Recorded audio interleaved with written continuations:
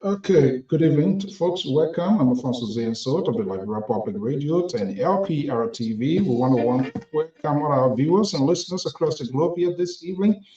Today is Wednesday. It's one of the informative news magazine, All Things Considered, and very shortly the panel is going to be here this evening for us to have this conversation. If you're just joining us, we say good evening to welcome. Hit the share button and invite someone at your company so that we can have a conversation here this evening, right here on the Diaspora Informative News Outlet, Liberia Public Radio and LPR-TV.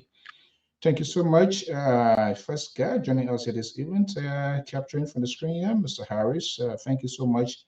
Welcome to the show. And doing a little housekeeping here, and very shortly we will get the ball rolling to right here. So just hold tight. And trust me, we're going to have a conversation here very, very shortly. A lot is ongoing. It's time for us to have all of these conversations, and everybody should be involved in this national conversation as it should be. So just bear with us. We want to welcome you to wherever you are this morning, this afternoon, evening, depending on your location. We say thank you so much for being here, right here on the LPR. And of course, we're going to be having that Mr. James Davies, one of our primetime viewers, listener, follower. Thank you for joining the program here this evening. As usual, you are always, your participation here is always welcome, either by phone call, comments, whatever it is. We want to welcome you. All things considered, you have a perfect time this evening to do your own tabata, if you will, if you were to have that. All right, so I am in charge here tonight, so the liberal will be contained. Trust me, the liberal will be contained here this evening. Welcome to the show, and so let's see how we can make some money here by playing some of our commercial commitment. And I will be right back. Just hit the share button, and of course, invite someone at your company. I'll be right back.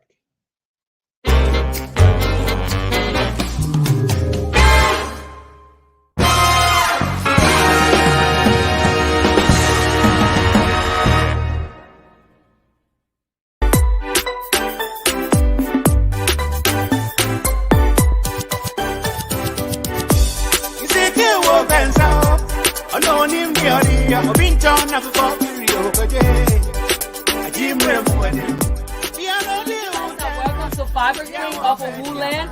Everyone that's looking for a nice African for wedding, whatever fiber you need, you can just come over here. You have all this nice stuff. If you need ashebi, you guys can come over here for baby shower, for wedding. You guys are welcome. She have really nice stuff. You can see all over there, all those men over here. You don't have to go to the theater and then Nicole will be telling you all kind of stories. You can just come here. They're already made. And for ladies, you can just look for whatever fiber you're looking for and match it for the men. And, your husband already have a shirt made.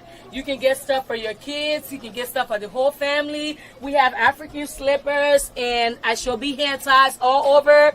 We have different kinds of lists and everything. So you guys are welcome, okay? It's really nice. It's Fiber Queen on 6695 off of Woodland. 6625 Woodland Avenue, okay? So you guys are welcome, welcome, welcome, welcome. You have nice stuff here for ladies, for men, for kids, and for everybody. Ladies and gentlemen, your attention please. Fabric Queen of Philadelphia. Fabric Queen of Philadelphia is 100% African-owned business. At Fabric Queen, we are specialized in high quality wax product, Swiss lace, jewelry, and beauty products that will make you shine like the queen of fabrics. We are located at 6625 on Woodland Avenue, 10 Philadelphia. Telephone number 215-800-0228. Tell the management of Fabrics Queens in Philadelphia is easy and salt of the Liberia Public Radio gives you this message. Tell all Akwaba.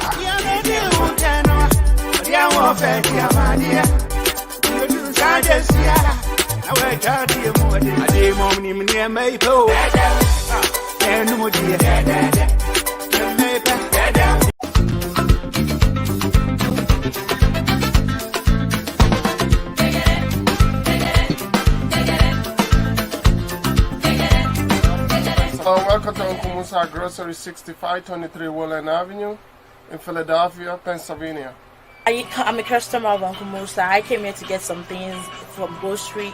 Their things are so nice. They never get expired. They are the best quality. They have the best price ever anyone can get. They have so many things like cream, like meat, a lot of kind of meat. We have so many kind, and it's the best grocery store I've ever seen here in Wood. They are located at the 65th and Woodland. If you want, I really appreciate you guys to come over to come and patronize with us because they sell the best quality.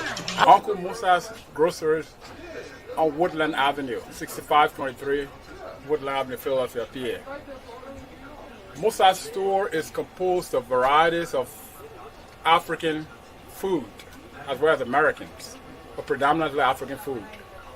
You have dry fish, you have cassava, you have yams, you have plantains, bananas, and Musa even goes out of his way to pay people extra to cut the potato grains for customers to save them extra time. We have deeper, we have fufu, we have the refrigeration center, then we also have cosmetics. This is the place to come in Philadelphia. If you come to Philly, you don't reach to Uncle Musa's Groceries, you have not made your trip complete. Welcome, and we look forward to seeing you sponsoring our business. Thank you. This is Uncle Musa's store, 6523 Woodland Avenue. It's the only store, a grocery store, that deals with African stuff.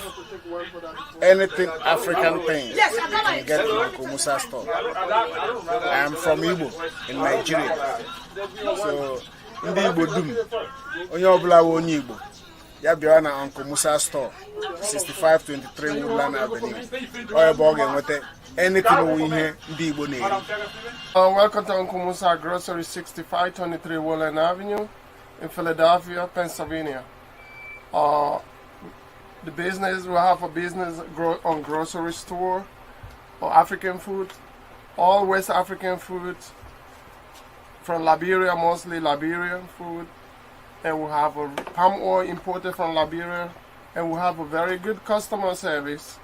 If a customer buy from Uncle Musa Grocery, you get bonus certain times, and things are very reasonable. We have a good palm oil. Anything you want from Africa, West Africa, you can get it from Uncle Musa Grocery. We do retail and wholesale. So you can visit, we have a couple of stores in Philadelphia. We have one on 6523 Woodland Avenue, and another one is a clothing store on 6519 Woodland Avenue. And we have another one on Upper Darby Gallery Road. So you're welcome for shopping. Everything is nice. Customer service perfect. So, welcome. Let's get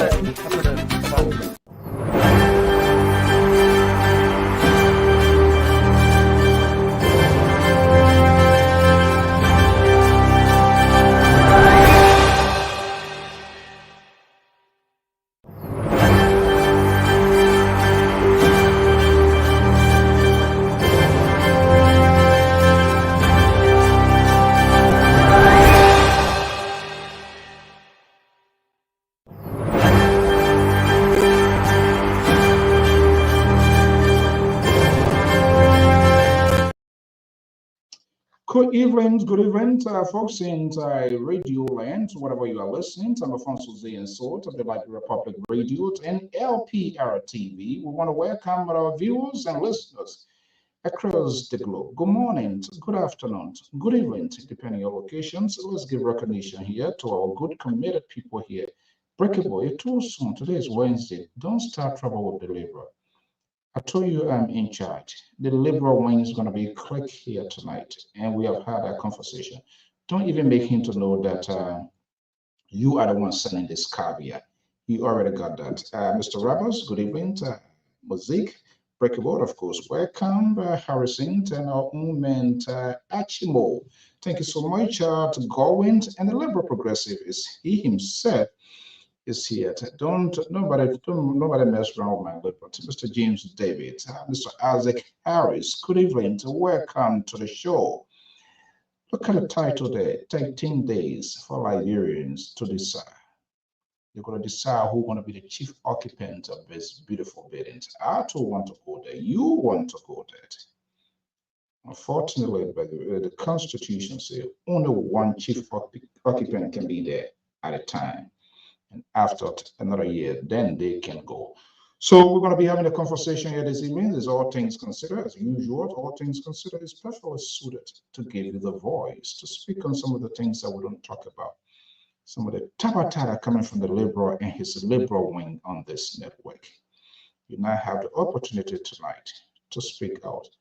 Your voice or voices will be heard.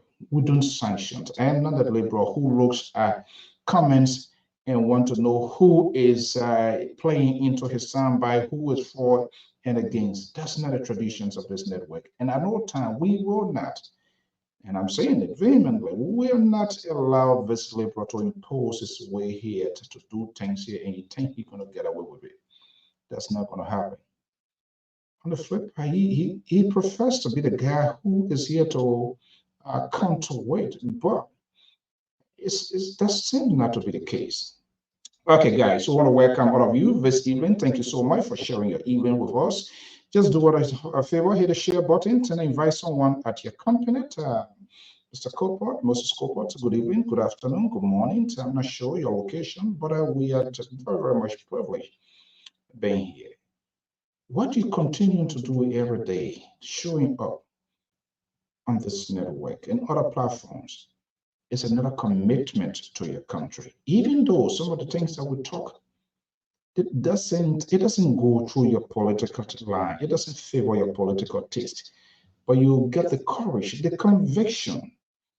I'm quite sure it's not because you want to see or it's not because you want to watch or some of these tabata we're talking, but because you strongly believe in your country and you are trying to seek a common ground, sharing your political thoughts, idea with others who differ from your side. And that's how the intellectual world should be. Let's have these conversations, whether it's for or against, it gives us a sense who we are, what we want to do as a sovereign nation. It is done everywhere. So what can we do? Except we need to have that little political tolerance and see what has been discussed and how effectively we can make our own contribution. I want to say thank you so much, Mr. Wayne, Patrick. Good evening, to welcome. For those of you, if this is the first time, we urge you to subscribe, to like, to share the page, write your comments, and we'll definitely make your suggestion. We'll definitely listen to us. Do not allow the liberal on this network to silence your voice. That's not who you are. Do not allow anyone to define you. You can adequately define and introduce yourself. That's the danger in politics. When you allow the opponent to define you, it becomes a stigma. And then damage control comes in, and it takes time to get that fixed because you have to explain. Because you waited until somebody define you, telling you who you are, and they cannot define you more than yourself. So do not allow any politician to tell you you're this way, you're that way. You can adequately, trust me, you can adequately do it. And this is why this network, we intend not to leave no one behind, and nobody should be left behind. Hey, Prince, good morning. Inside the West African state of the Republic of Liberia, look at the executive mansion. This is a mansion you'd have almost, 20 some more plus individuals contesting. And that's their constitutional right to contest. Interestingly, only one person can be there at a time. Well, explanation coming in, providing justification to press briefing. Is it late or better late than never? Courtesy of the National Election Commission, we know that there was a major press conference yesterday. Let's get some of the soundbite, and then we're going to have this conversation here. Is it enough, or the damage has been done?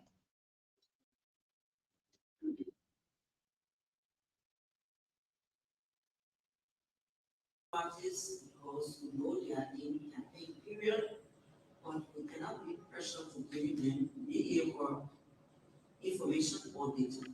We we want to ensure that the 2.4 plus million registrants on our voter roll will be captured in a secure manner on pen drives and delivered to the political parties.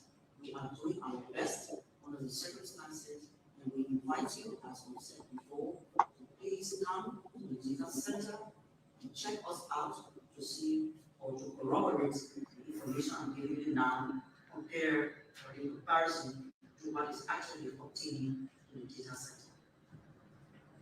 Next question. Thank you. My name is Kevin Ross, and I report for ABC Radio.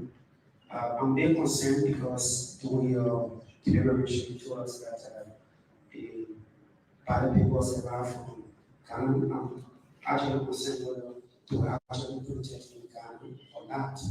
Even as we should please be able to tell us where they were printed.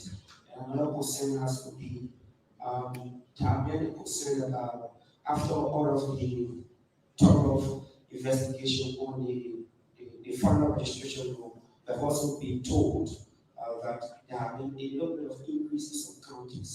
Can you basically tell us what led to this? I just told you in my statement that the ballots were printed in Ghana. And this is not the first time that we have printed ballots in Ghana.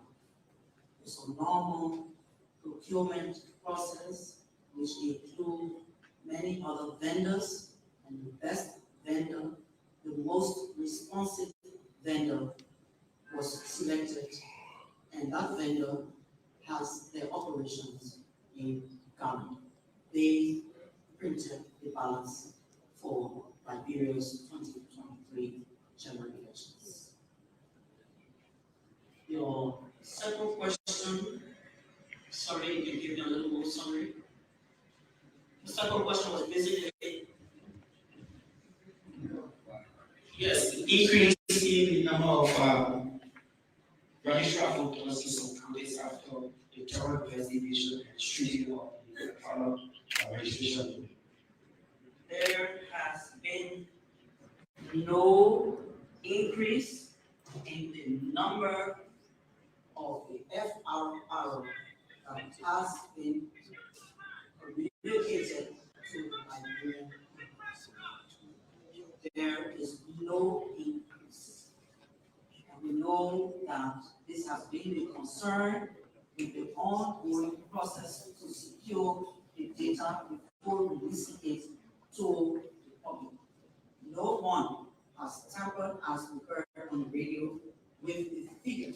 And the figure is 2.417,617.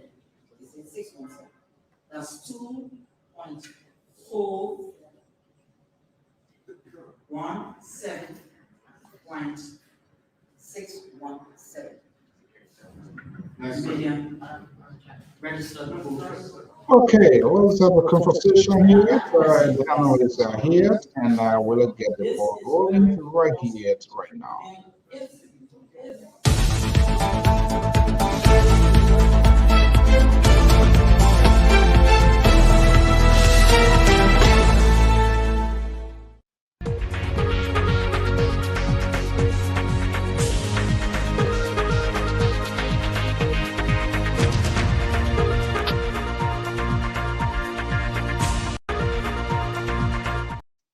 Okay, good evening. Welcome. I'm Alfonso Zienso to the Liberia Public Radio and LPR-TV. Today is Wednesday. All things considered, the analyst is going to be here, and of course, you too going to be heard by placing your call here to tell us and speak your mind. But as usual, to make news fair, balanced, and proportionate, my guy, Tari, is standing by. I'm going to be bringing him very shortly. But let's take a rendezvous on some of the news making headlines and things that are happening across the globe, including the continent of Africa. Well, according to France 24, Burkina Faso say intelligence services have foiled a coup attempt. Military one overthrow military. Oh my goodness. Benin steps up fight against terrorist group aimed at enough. the French ambassador to Niger to back in Paris after the expulsion by the military junta. This is quite interesting. The U.S. suspends foreign assistance program to Gabon following a military coup. These are news making headlines being reported by major international cable. Let me bring in my man Terry Collins. Is a strong supporter of opposition, means opposition to challenger. Ambassador Joseph Newman Boyka, contestant the presidency of the Republic of Liberia. This is where he wants to go. He wants to give the President George Weah to exit that building. He go to Cummings and all of them. So they have turned to Dr. Moniba. Well, the NEC is providing some clarifications. We will not be pressured, but we will do the right thing. Is still enough? 13 days to go. There was a question that has to do with what 3 counties after the FRI cleaning of what these 3 counties numbers were decreased. And the commissioner said, we're going to go back and make sure and see what is that. Is that enough? Are we on course? Should they pressure the NEC to do what they are doing toward that? Also suggests on the other side, the NEC is firing back as well on those who are alleging, making the accusation that the process will be a fraudulent process. What happens if they win it? Should that be considered as a fraudulent process? What questions to answer? Let me bring in Tara Collins, is our contributor based in Minneapolis, Minnesota. He's always here and supporter of Ambassador Joseph Newman Boyka. Tara, good evening. All things considered as usual is right here. You don't have to go my way. Go your way, say whatever you want to say, whatever matters to you. Sometimes we don't talk about all of these things that we want to talk about, but tonight is perfectly suited to speak it out. Let's go into your political playbook. What are you considering? Well, it's a good thing that we are back again today to share in our thoughts. That just the movement around the city, the movement around the atmosphere, the political atmosphere shifting in Liberia. And I saw the CDC in the backyard of Ambassador Boyka. Oh, you say what? CDC where? Backyard? Yeah, in our backyard, they are playing around in our backyard. And, they want to pick your pepper in your pepper garden? Yeah, trying to pick some pepper in our pepper garden, which is not acceptable. But they are doing well. Trying to, that is one of the things I really admire about President Weah. All right. He didn't give up to say, oh, I give up on Lofa County. He went there and told the people that y'all didn't vote for me, but I came to y'all to beg y'all and tell y'all that if y'all vote for me, this is what I'm going to do. So those are things that you want to do as a political leader. You want to go into the stronghold of your opponent and try to galvanize votes, even though if you don't claim all or if you don't claim majority, you are sure that this time you are going to get some votes from that particular place, which of course I think that is something to admire. In as much as we believe that he will not be able to win Lofa County, I still want to be very balanced in this, like to say that he's doing very well in Lofa. And that really caught my attention today. But other than that, I believe the rescue train is still on course.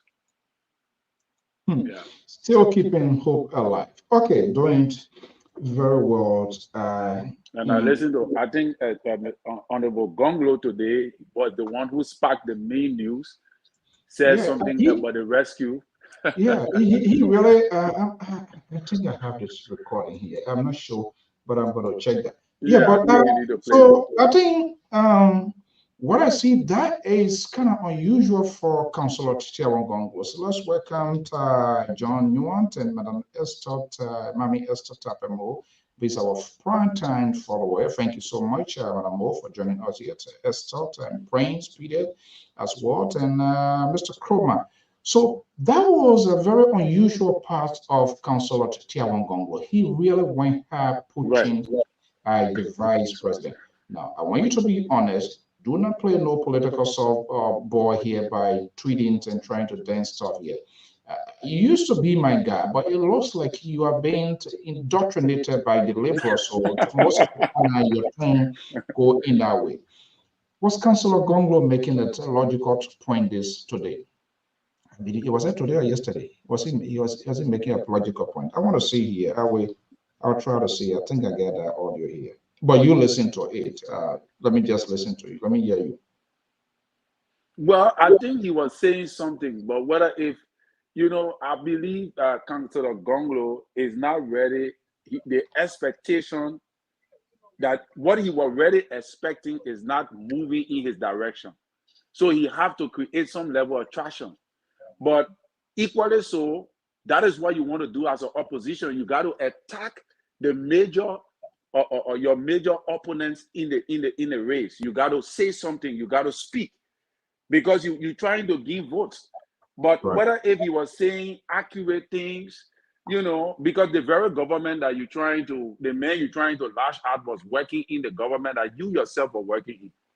All right. So I really did not fully listen to the whole entire thing, but he said some Oh, strange come things on, Terry. that Terry, you try to undercut and circumvent this thing here. You no, really did he not. said You he started said this. some things. He said some things, but whether if those things have magnitude right now in the political spheres of our body politics right now to be able to overpower Ambassador Boyka, I doubt it. I think that he's doing what he's supposed to do ever since. But is it really going to gain the traction expected? I would say no, because it's late. Those are things that you were supposed to be doing long time ago. But now you're seeing that Mr. Ambassador Boyka is mounting more pressure in the political landscape of Liberia. So you found out that no, let me leave President Weah and deal with it, man. Because he's not gaining that traction. So he need to gain traction. In order to do that, you got to attack the major leading opposition party in the country. The leader of the major opposition party. You got to do that. Exactly. And let's welcome seeing Analysts, Mally Jones, and as by coming days, we've got to change Terry title. Everybody should be at equilibrium here. Mally Jones, I just heard this event. One political party has reached out to you, and there is an extensive conversations. So you need to be honest, because I have that text message. They even send me the audio. You scratching your eye? Saying your eye? Or you shocked for me to hear that news, right? Why liberal, why he's talking about recognition? Recognizing as what? Mally Jones, good evening, welcome. So today is all things considered. Yeah, all things considered. Mr. Mally? Not bad. Tonight is all things considered. So I know there are a lot of things you want to get out there from so because we don't have much time to talk about here. You're going to have the opportunity. We're going to chime in. We're going to scramble over here. But an interesting thing, can you imagine, Mr. Jones, 13 days? Mm-hmm. Who is really kind of like feeling that nervousness with indent? Who is getting nervous in this whole thing here? And who think that they are really getting ahead or creating that sort of connection? I'm going to play this here. I believe I get an audio here, but let's hear from you. What are you considering this evening? The only thing I'm considering this evening is the aftermath of the election. Even though the election has not been here yet, but I'm more concerned about peace right now. Yes, and I'm talking about a different type of peace. And that peace is whether any of the political party or candidate is prepared to accept the result genuinely, with no precondition, especially when one party win over the other convincingly. Yes. You speak in the tone of the National Election Commission, and that was the valid point. And this is something that we frown on here, in as much we have apprehensions, legitimate questions with the the information, the flow of information, the disseminations, and to create that sort of transparency. That was a question NEC was asking. You're talking about cheating, chicken. And suppose you win, should we say the election is a cheat? So they are kind of like trusting the wheel here as well.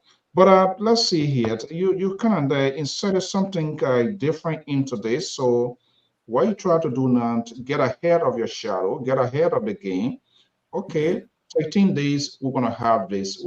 It's going to take place, and which, of course, is logical. No matter what, the process is going to take place. But your concentration then after the 13 days when results are announced, the aftermath of the result. That way you're going, correct? Yeah, they were going up based on the type of statement that are coming out of this whole thing now, it's like it's setting a pace for people, for some political party to rather disagree. But here is a scenario.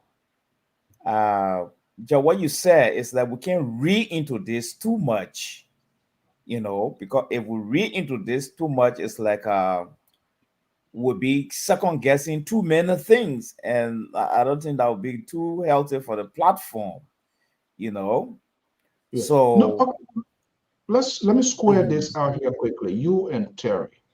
The yeah, idea is there a good strategy politically at this time of the game, less than 2 weeks to a major presidential and legislative election, for opposition, for even government, or for any politician, let me not make it opposition, for politician who is participating in the process, to more or less focus on the election not being credible, or they should focus on their campaign, because there is sort of backlash to that. Because if you begin to put into question why it is true they have legitimate reason to raise concern, you are literally telling your voters, yeah, you do not trust the process, and that could make them to also stay away. So, Terry, let me just start with you here, because there are too much ongoing now. Is that a strategy on the part of these politicians to focus on this election will be rigged, we are fraudulent elections, I do not trust this process? Is it helping their voters to turn out? Well, it's both ways. It's both ways because, in my opinion, or you also have to validate the process before you can go through the process. All right, and even though they are campaigning, but again, we never expected NEC to behave like this in the middle of campaign. We expected things to be done orderly according to the law, but there have been too much of irregularities in the process that is now projecting political opposition parties to go to court. I'm hearing that there's a writ that have been issued to the chairperson of NEC, cited to appear before the court in Chambers, either tomorrow or the day after or so. All right, and because I think the Unity Party have issued a complaint, so the Supreme Court is citing her to go and clarify on all of these irregularities, So it is also part of the process. And I don't think people are going to stay away from voting, because you must also understand that the political parties are already campaigning and they are in the middle of campaign. So they cannot just abandon the campaign because of the irregularities unexpectedly arising right at the dying moment. Like something like the woman said that I listened to, and that was very surprising. You put up an information that says that, the numbers gathered, I think in Monserrado County, supposed to have been 800,000 votes. And that was supposed to be deduplicated. All right. And then you came out again and tell us after the deduplication to tell us that the numbers after all the entire polling station people have registered in the whole entire Monserrado, the process ended. Then after few months, you presented another or list that is stating that the total amount of voters were 900. So how did 100,000 votes. How did 100,000 registered voters claim over 800? How did it jump from 800 to 100,000? So these are all the irregularities that she could not even answer when she was asked by the journalist. So these are things that she need to go and clarify, So in my opinion, you can walk and chew gum. We're already in the middle of the campaign. We just need to keep talking to our people to come out and prove and vote. But equally so, we got to challenge the process. Okay. We got to challenge the process. I'm not going to undercut you guys stuff here. We can scramble over that as later on. Let me come down to Marley Jones. Marley Jones, focus here the aftermath after the 10th of October. Why is this crucial? Why is it paramount? Why you are going in that direction, Jones? Well, first of all, I want to thank Collins. I think he made some valid point right now, and the point he even structured together here. Those are very good, legitimate point. I mean, legal point to fight at the Supreme Court. You see, though statistic inconsistency by a neck is something to worry, because they were the manipulate. They were they manipulate the numbers, and it's a very, very important thing that we need to take a note of. And I don't know how many political parties are already taking note of that, because there where the core of the whole election come in, people thinking no more around. It was like they later on know we thought it was 90, but no, it's 19, just for somebody to benefit somewhere, you see. So I want to thank him for that. Well, I was in this era because of three things. One, because of the type of inconsistency that happening right now. It just sad that when the information came out yesterday, I already gave credit to the Unity Party. I mean, for taking a giant step to go to the Supreme Court. I thought other parties were going to rally around to make the thing so heavy, so they can realize that this is not a children play, But anyway, they took the lead, and I want to commend them for that. And but here is my point. So at the end of the day, because when they say, oh, Ned cheated, the question becomes, did Ned cheat for the ruling government? Or is the ruling government that cheated? Or someone did it for somebody? In whose favor? In whose favor? That's the correct English, moderator. In whose favor? So all the inconsistency now, why at this time? In whose favor? Is it opposition favor?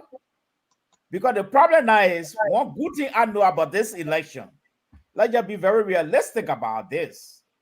If the opposition win clearly in this election, the language of cheating, you might not hear it.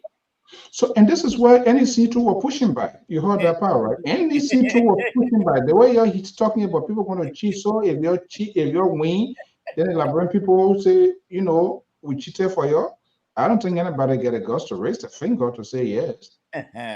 So, for instance, because it's like the public opinion now is suggesting in Liberia, to be objectively fair, that Joseph Boakai is like, he's now the possible replacement of Joe Weah. That opinion there is hanging all over Liberia.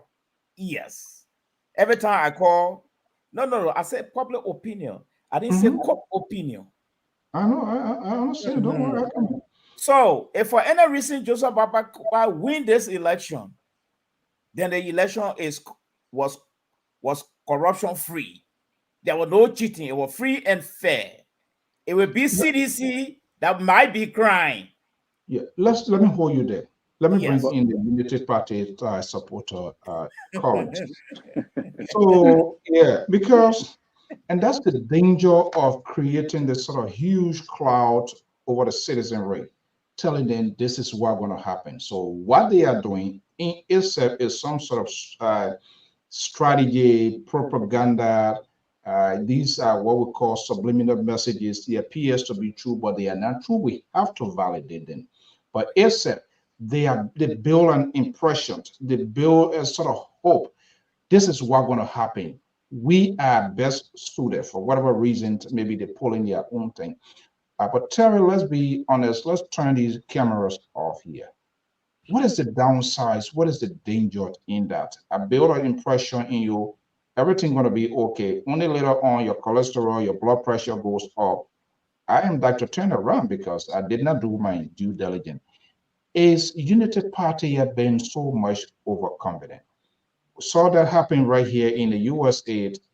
We some of our were volunteering with Clinton campaign. We thought everything was just okay till a certain event of the night when the numbers start coming in.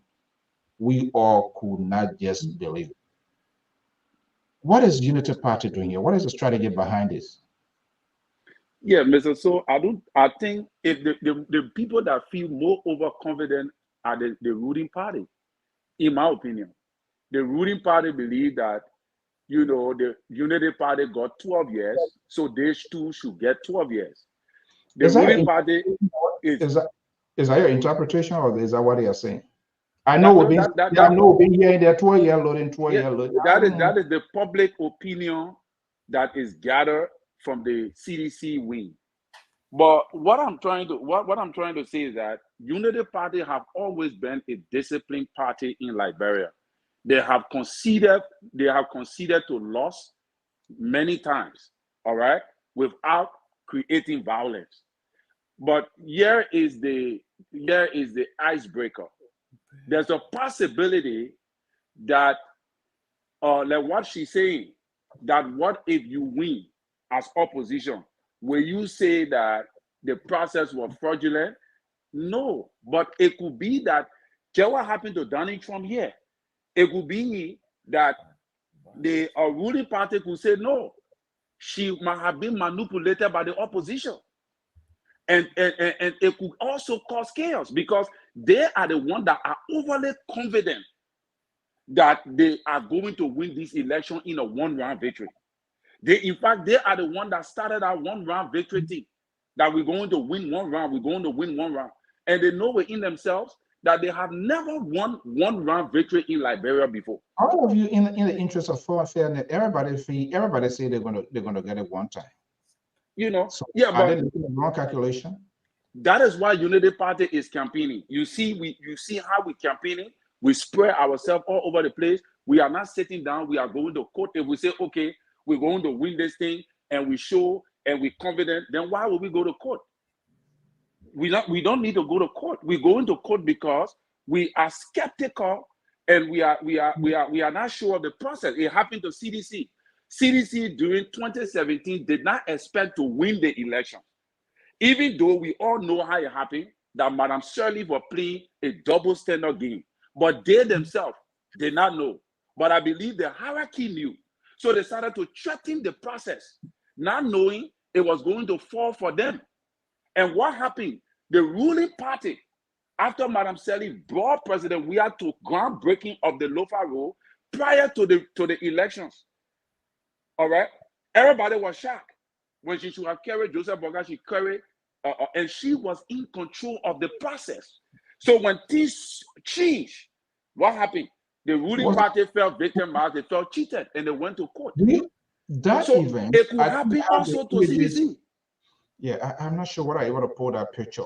Do you see that event as a game changer, turning point for President Weah? That from that Helen Johnson groundbreaking something. Is that where you think Unity Party was politically hit? Yes, Unity Party was hit long before then, because you must understand that EJS is the Maradona of Liberian politics, whether you like her or not. She's very skillful and she knows exactly where to hit and when to hit. She don't talk much, but she strategizes her strategy, and when she hit, like a bow constructor, she hit and make sure she hit target. So, but I believe that most of President Weah guys did not know what was going on, but I do believe that he knew. All right, but again, the process went on, and to our shocking, to our amazement, things turned around for the opposition. And today we're having a different discussion. So that could also happen too in these elections. That's what I'm saying. It is not over until it is over. So, Marty, with Terry analysis, gentlemen, do you guys notice something here this evening? I want somebody to make an educated guess. No noise. No. There you go, Terry. You see how the conversation is so quiet and nobody, yeah. And see how you're looking. I hope it stays like that. You shouldn't even suffer it here tonight. It's so quiet and breakable. Everybody here can say, but people, the devil too, people can make devil get their own way too that they can do something. So, but it's okay. Now, Jones. It's not my word. Terry, he's a Unity Party guy. I say it, the Maradona, EJ, as Helen Johnson, Sally. Is there a sort of hidden fact or hidden thing that we still don't know? Why? I mean, I know she said during documented later articles, Mama did program that Ambassador Boyka most experienced this and that. But here we are. The political process is on edge. This guy worked for her 12 years. This is the time where some sort of public endorsement can come in. Major rallies being heard. The launch is magnificent. And I know the old age and all of that could not, maybe perhaps permit her to do stuff here. But it could be some sort of virtue or some sort of announcement to speak to the nation. Why is she not doing that? Is there still a wing of the Unity Party of Helen Johnson's slaves still crossing, keeping their hands tied, waiting for the unknown? What is going on? Well, I think that is the elephant in the room scenario right now. Yes. But here is my take. I strongly believe that Joseph Boakai is his own man right now. You on your own, right? Yes. You cry your own cry. He crying his own cry, and he's just swimming now. And the way the political miracle come from, that's it. But it's like, but here is my fear, and I know Terry and I are coming to have a Davos on this already. Oh boy. Yes. There are three things at stake right now. And if the Unity Party or Ambassador Joseph Boakai is not going to embrace the three things, I doubt it sincerely that Joseph Boakai is going to capture the executive mansion. First, Helen Johnson said he had got nothing to lose right now. She been there, she tested it, she tasted it, she embraced it, she relaxed now. You want to protect her by fine, you want to protect her by, it's up to you. Joseph Boakai had got a lot to give away right now, to the point where he must reconcile with Helen rather than Helen reconciling with him. And point one, if he doesn't reconcile with Helen and get Helen's blessing, his way to the executive mansion will be 3 times complex. 2, if he does not go out there to lobby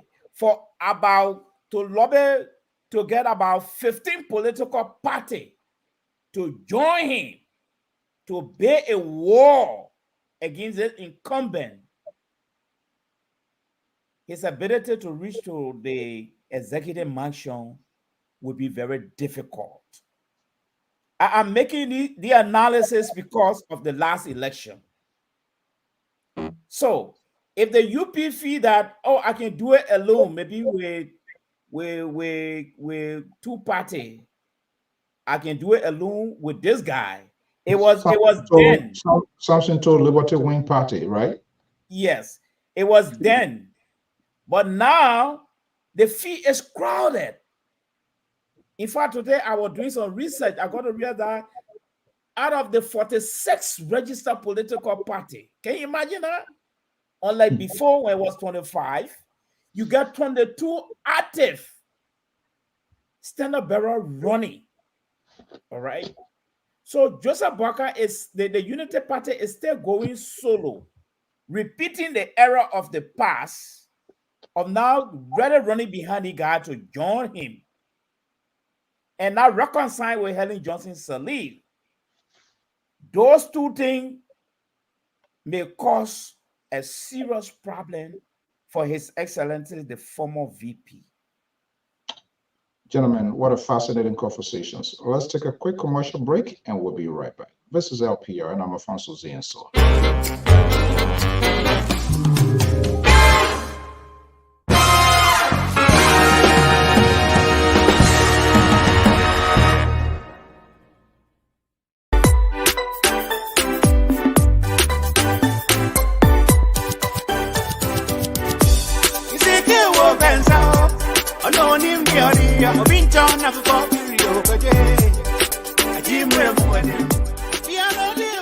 Welcome to Fiber King of Woodland. Everyone that's looking for nice African for wedding, whatever fiber you need, you can just come over here. You have all this nice stuff. If you need ashebi, you guys can come over here for baby shower, for wedding. You guys are welcome. She have really nice stuff. You can see all over there, all those men over here. You don't have to go to the theater and then they're going to be telling you all kind of stories. You can just come here. They're already made. And for ladies, you can just look for whatever fiber you're looking for and match it for the men. And, your husband already have a shirt made. You can get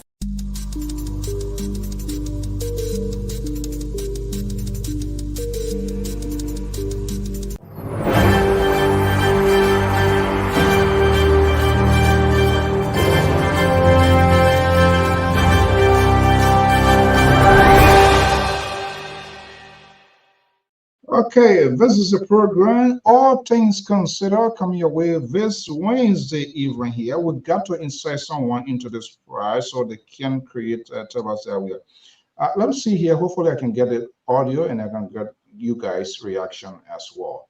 The broom guy is coming from the cold, giving some political slap and punches. I said this here. I said, look, when you are in an opposition, you got to prove strong in order for your other side to say this person is a strong person. So you need to fight for supremacy to get a position within the opposition bloc. Then you go after the ruling establishment. They didn't listen. But let's see here. What somebody is trying to do it now, but it is too late, according to Terry. It is a may assist the president. So when you say that you don't go assist the president, you want to benefit from that. The negligence of duty. Mm-hmm. Did you say you may assist the president, or the president may ask the vice president? They get the authority, you are mandated by the people like Liberia to assist the president. You don't want to get the money, go to my president, what do you want to do? I suggest you do so. I suggest you do so. I think we do. Don't do it. Then you say, I'll get there. And the woman went and threw like grand and home. Me, I'll just tell you, what did you do? Oh, if you are there for the first 6 years, and you say you are placard and you're squandering opportunity, what stopped you? What made you now for the second 6 years to be campaigning with the woman? You don't give us another 6 years. So they say the man integrity for integrity means being truthful, being honest. Yeah. You see other thing now? No. So you just there, you're talking a robot. You can't move, you can't take a decision, you can push. No. The past person budget for $2 million. That's the one you were enjoying instead of doing the work. Then you tell the I enjoy the money was sweet. But I'm calling the money, I couldn't do my work. I forget about it. The way I should tell them, the guy, oh, no. But when they say, the father railroad to anybody in Ghana, say, yeah, I want to father. The father railroad to Ghana, yeah, I mean, Ghana, yeah, I want to father. The father So $80 million was truly for local. I mean, but all I want, not bad.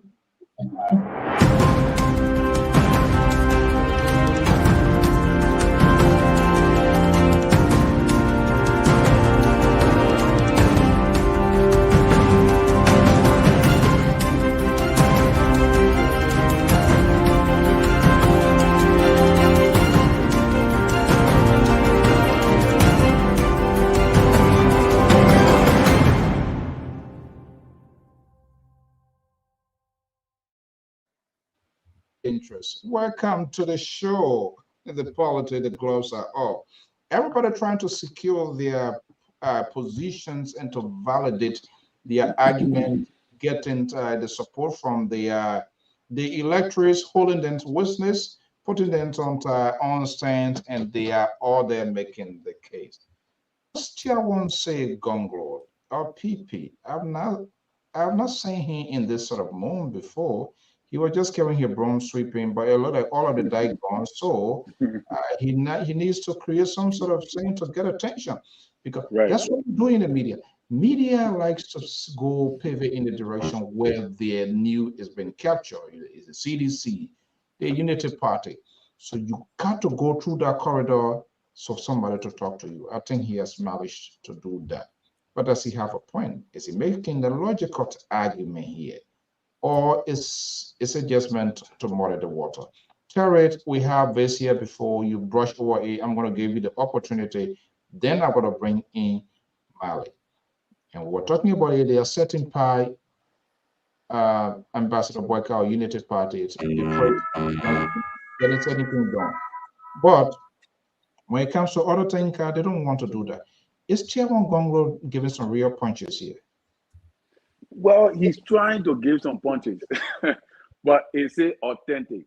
I would say no, because he said something like, like he's trying to. It's a transfer aggression. That's why I would label it a transfer aggression. That is what the honorable man is doing right now. Because from one part is that you telling us that Ambassador Boyka should have gone to Madam Ellen Johnson and tell her, say, I am here. I'm here to help you to do the work. I must do the work, because he said, he was quoting the law, what says that the vice president shall,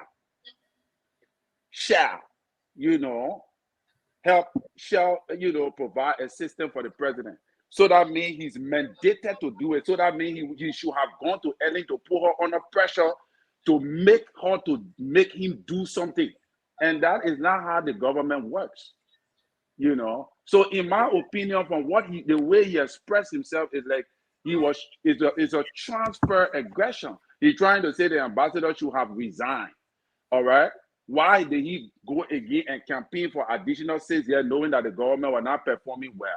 Are you understanding me? The ambassador did not say the government of Ellen Johnson did not perform well. First of all, you must understand that President Tobo was vice president under Tubman for several years before he became his president and became one of the successful presidents in Liberia. Why didn't he resign? Terry, that was not a council argument, the legitimacy of he being there for. That's not what he was saying. He said the president to take glory of certain things, and he's not doing that. Why is he not also including himself in some of the problem? He has not admitted, he has not alluded to it. That's his argument. Yeah, that was the any part of the argument, but he said something about the vice president being in the place there for several years. He campaigned again for another 6 years, and he was enjoying the money. So he should have said that I'm really enjoying the money. That is why I'm still here. So when you listen to that kind of thing coming from a councillor, the Honorable Gonglo, you feel that he's speaking out of a sense of, I'm sorry to say this, but he's speaking out of a sense of frustration. That is transfer aggression, because you speaking like you don't even understand the functionalities of government, because you're trying to say the man should have, first of all, Ambassador Boyka took responsibility of Ellen failures. He said that we squander opportunity. He didn't say Ellen squander opportunity. He said we squander opportunity. That is why there's a need for us to come back and fix what we saw that was missing, things that we should have done that we did not do. We want to come back to make that work. That is why we want to come back. Okay. But like Mr. Mali was saying something about EJS, Madam, the president, my former president, Ellen Johnson Sirleaf. Mr. Mali, sorry to say this, but EJS will never work with Ambassador Boyka. EJS said that she can't forgive. And during Ambassador Boyka time, what transpired, that breakaway, the way Unity Party treated her, she can never work with Ambassador Boyka. And during George Weah had only 2 political parties that he emerged with that made him to be president. You don't need all the political parties in order to win the presidency in Liberia. You only need the people to be on your side. And right now, that is what Unity Party is thriving with. That is what Unity Party is using to go to the election and secure a victory. Okay, the conversation is so savored and nice and cool here. Malajan. Yeah. You heard Mr. Collins, a strong supporter of Ambassador Boyka, is reconstructing and trying to do some reality. How to call the lady when they're doing the addressing again? How to call that? Is that Mary? Whatever kill. He's really doing it. He's really good at it. But let me just bring you in here. You listen to Councillor Gonglo. Let me bring in Amos George. Amos George is a strong supporter of the opposition, CPP/ANC. We're going to a little bit talk about it. I believe that this Sunday they're having that major rally as well. What are they trying to prove? Let me bring in Amos George. Amos George is based in Atlanta, Georgia. He is a senior analyst of the Liberia Public Radio. Is that a document for your launching this evening you're reviewing? Oh, yeah. You going? You'll be there? I'll be there in spirit. Well, spirit? Yeah. You don't want, you sort of go there to add a number up. But let me bring in, good evening, Mr. George. Welcome. Yeah, Mr. Malik, so let me just bring you in here. The interpretation provided by Collins, I mean, Gonglo was really, I don't know who brought that to him, but he really mentors, like, let me give this guy TKO. Yes, I think the councillor is actually operating on a very different political planet tonight. I said it to say that you two, you're unpredictable, man.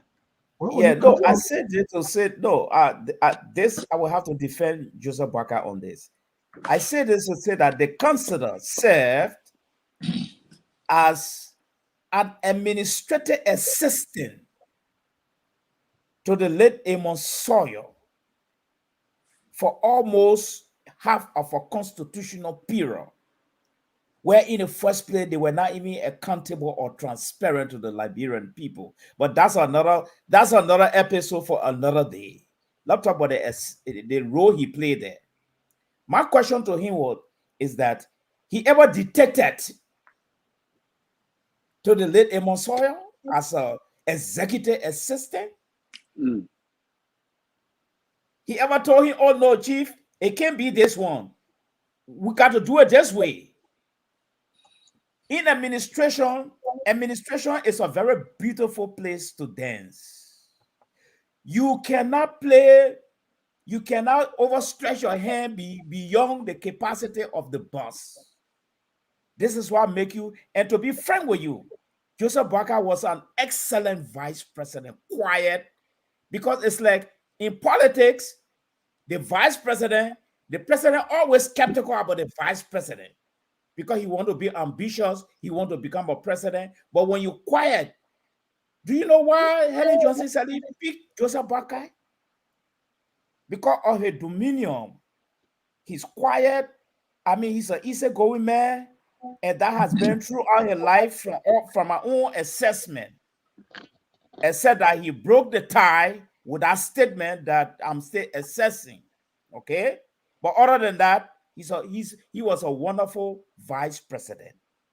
But back to Mr. Collins's analysis, he also take blame for whatsoever that happened within their 12 years. There is no way Joseph Boakai can divorce himself from what happened 12 years ago. Not at all. Whether they gave him tasks to do but there is no way. If Helen Johnson Sirleaf, she's a very hot woman. She's an iron lady. And if you have another iron man as a vice president, that whole executive marshal is going to be on fire and going to be in trouble. I'm telling you. So he was the best guy to really go as a vice president, and you can tell from him. All right. But what I want to suggest here, I want to say here is that he also takes responsibility for everything that went on the 12 years. There is no way, whether he talked to Helen or not, whether he want to call Helen me or that 12 years, this is what I said last night.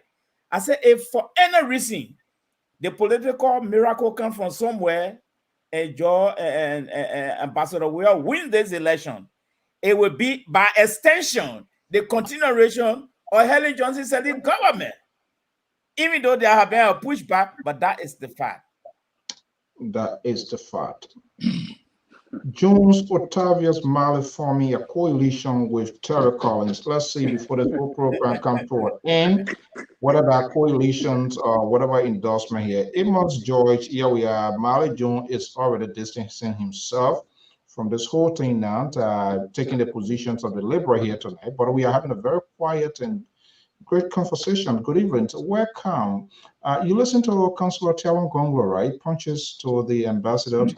But let me just ask you, what are you considering? We're hearing ANC or CPP is planning a major rally. Let's insert that into this conversation, all things considered. But you can also make your own talking point. Let's hear you. Oh no, the ANC is just having it's a normal political rally just to get all the supporters. That's all. Why are they lowering expectations? I've seen a lot of tweets say they're going to. Now, I think this time it's kind of a little bit different, though. It's going to 8 years, right? Yeah. That was not originally planned. Why you think they are trying to transition? They said they want to also show this crowd exhibition. Is that what they're trying to do, or what? That's the only public facility you can have. The 8 years, the SKD, they said they can't give to anybody again. So, yeah. The 8 years is the only public facility. No, and the reason I'm asking you, you support them. I'm not saying you are executive, but maybe you getting more information. But that's why I'm telling you. Yes. So what are they taking into consideration? We saw the appearance of CDC. We saw the appearance of Unity Party, because Terry is now waiting keenly to hear from you. What would be the numbers that are going to be showing out there for CPP? Are they considering that or nothing at all? Oh no, Patterson will show tomorrow. I don't have to come and put a finger on the numbers. When they tell you that you will be that determination. But I'm not here to tell you 50,000, 30,000, no. I'm just telling you, Patterson will show up. And it is the gear up supporters. I think today you saw at the party headquarters, on 19th Street, 18th Street somewhere. So that was the women are riding out today. So it's a normal routine to gear up your supporters. So we're now launching. We just want to mobilize our people. So are we the media and politician pundits, gurus like June, Marley, Terry? You don't hear them calling the CPP Alexander Cummings. Is it like they are on purpose kicking out of this thing? They are already come to their conclusion so that, hey, this guy is no factor into this whole thing here. Oh, Terry has argued, all Cummings or ANC, CPP, they're going to support Boakai. For that, they don't want to call his names. Is ANC still having the momentum? Mr. Sewell, we are our institution, the ANC. They started all our no crowd. Now, they saw rallies around the country. Banga, Ganta, Basel, they saw it in Nima, they saw it. So there's a reason. They say we are not a target. So the target says George, we are. We don't have a problem with that. But the voter will make that determination on the 10th of October. And that is why Madam Cummings today led a group of women supporters, sympathizers. Today, we saw in Morovia, that was Mrs. Cummings, Teresa Cummings, leading those group of women to get all the support. So that is what we are doing. If they say, hey, it's for Buckeye, we can say all these things, but October 10, the 11, the story will be different. So if they say we are not a factor, fine. But the voters are the one we are dealing with. We are just puntings, political analysts, or whatever. So Okay, I just thought to get a pick. But beyond that, what are you considering this evening? I don't know. It was just a general topic, and I heard Mr. Collins. Mr. Collins try to recalibrate, reconstruct the Joseph Walker and Mr. Mali. I know you were coming for Let me. me start with Mr. Mali first. Mr. Mali, Joseph Walker was not a mayor assistant. He was elected on the ticket by the Constitution. The difference, Councilor Tiawa at the time was handpicked by Amos Sawyer. That's the difference. He was a special assistant by Amos Sawyer. He was not elected. So that's a different right there. Walker was on a ticket, political ticket, ran on a political platform. They won an election. So that's two different things there. Now, I think Councilor Gongo just took my line. I have been sitting there before. I said, there's no way Joseph Walker can divorce himself from the 12 years of Ellen Johnson study by saying that he was just a mayor vice president. No, the Constitution is very clear to assist the president. The Constitution defines the role of the vice president. If the role was not defined by the Constitution, then that's a different thing. That means you can just be a kitchen boy and you can just say do that. You can't say anything. But it was defined, and your function is there, and your salary is there. So if you start at the 12 years, I always say that you enjoy all the amenities, the benefits. You ride a single big car that you complain that you're aware of them riding $80,000 SUV. Chevy Tower, you complaining that the same car you rode $80,000. You didn't ride Volkswagen. You didn't ride Babi Solo. You rode a Chevy Tower, $80,000. That's the car you were riding, VP, at the time. It's the same car that you have them riding. So how can you come to say they riding big cars? You were there before. You said that you advised the president if you 75 to 80% is on tip. But she took it. So it means that you people were working together at the time. So how can you come to say, oh no, I was just there to take instruction. But you have the option. At any job, any elected position or appointed position, you have the right to say, no one, it's not enough. I'm quitting. Nobody will hold you. It is your right. But I said, when you sit on there, enjoy all the benefits, then when they say bad one, you run away from it. No. That's not how it works. And this is why Councilor Gongo is not just reinforcing my statement. I have always said that Honorable Walker is part of that regime. He cannot say he was not part. He can't say he was abused. No, because he was there. 12 years he participated. So to be able to come back, or some people saying terrorism, oh no, he was just there, the Constitution provided that. He would have left. Nobody would have held him responsible. And Mali to come and give that excuse to him, oh, he was just, no, he was elected. He was not assisting. He was assisting, but he was elected to work with the president. Okay. If at all, he didn't like it, he would have resigned. So the difference between him, Councilor Gongo, they were not even Councilor Gongo and Sawyer were not elected. Hold on 1 second, I'll come to you. They were appointed. Sawyer was appointed, and he picked his special assistant, which was Councilor Gongo at the time.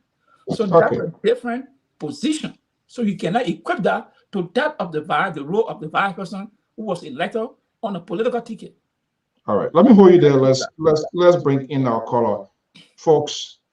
I'm not sure what going to be the outcome of this conversation in the next 45 minutes. We've been having a smooth discussion here. Here surface the Bukume of this network. So let me go to this number here. 404 number. Good evening. What's your name and where you calling from? 404, are you there? Yeah, I'm here. So this is Aaron Bogler. Aaron. Okay. Yeah, welcome. Yeah, how you got? We are doing good. Let me put 203. Just hold on 1 second. Aaron, go ahead. 203, hold on. Yeah, I just want to comment on the discussion of the topic tonight. I mean, I came in really late, but I heard when you played Councilor Donglo tape, audio recording, audio tape, and I heard it on another platform earlier today when I came to work. So this is what I would say. You know, every time on the show, we try to spin this song. Okay, I don't know what he meant by transfer aggression, because if you define the word transfer aggression, Councilor Bongo never showed nothing like that. All Councilor Bongo were trying to clarify today is the same thing they've been carrying on over the place. That Vice President Walker was just sitting down and he was not doing nothing. And I want to ask Terry this question. You don't have to answer now. Did he hear someone say he was a vice president? But Vice President Walker was sent to the United Nations to represent Liberia. Is that how somebody who is not giving no duty, or who is not getting who never did nothing as a vice president? Okay. Is that the person be hit? Okay, let's make it brief. They sent him to the United Nations to represent the country.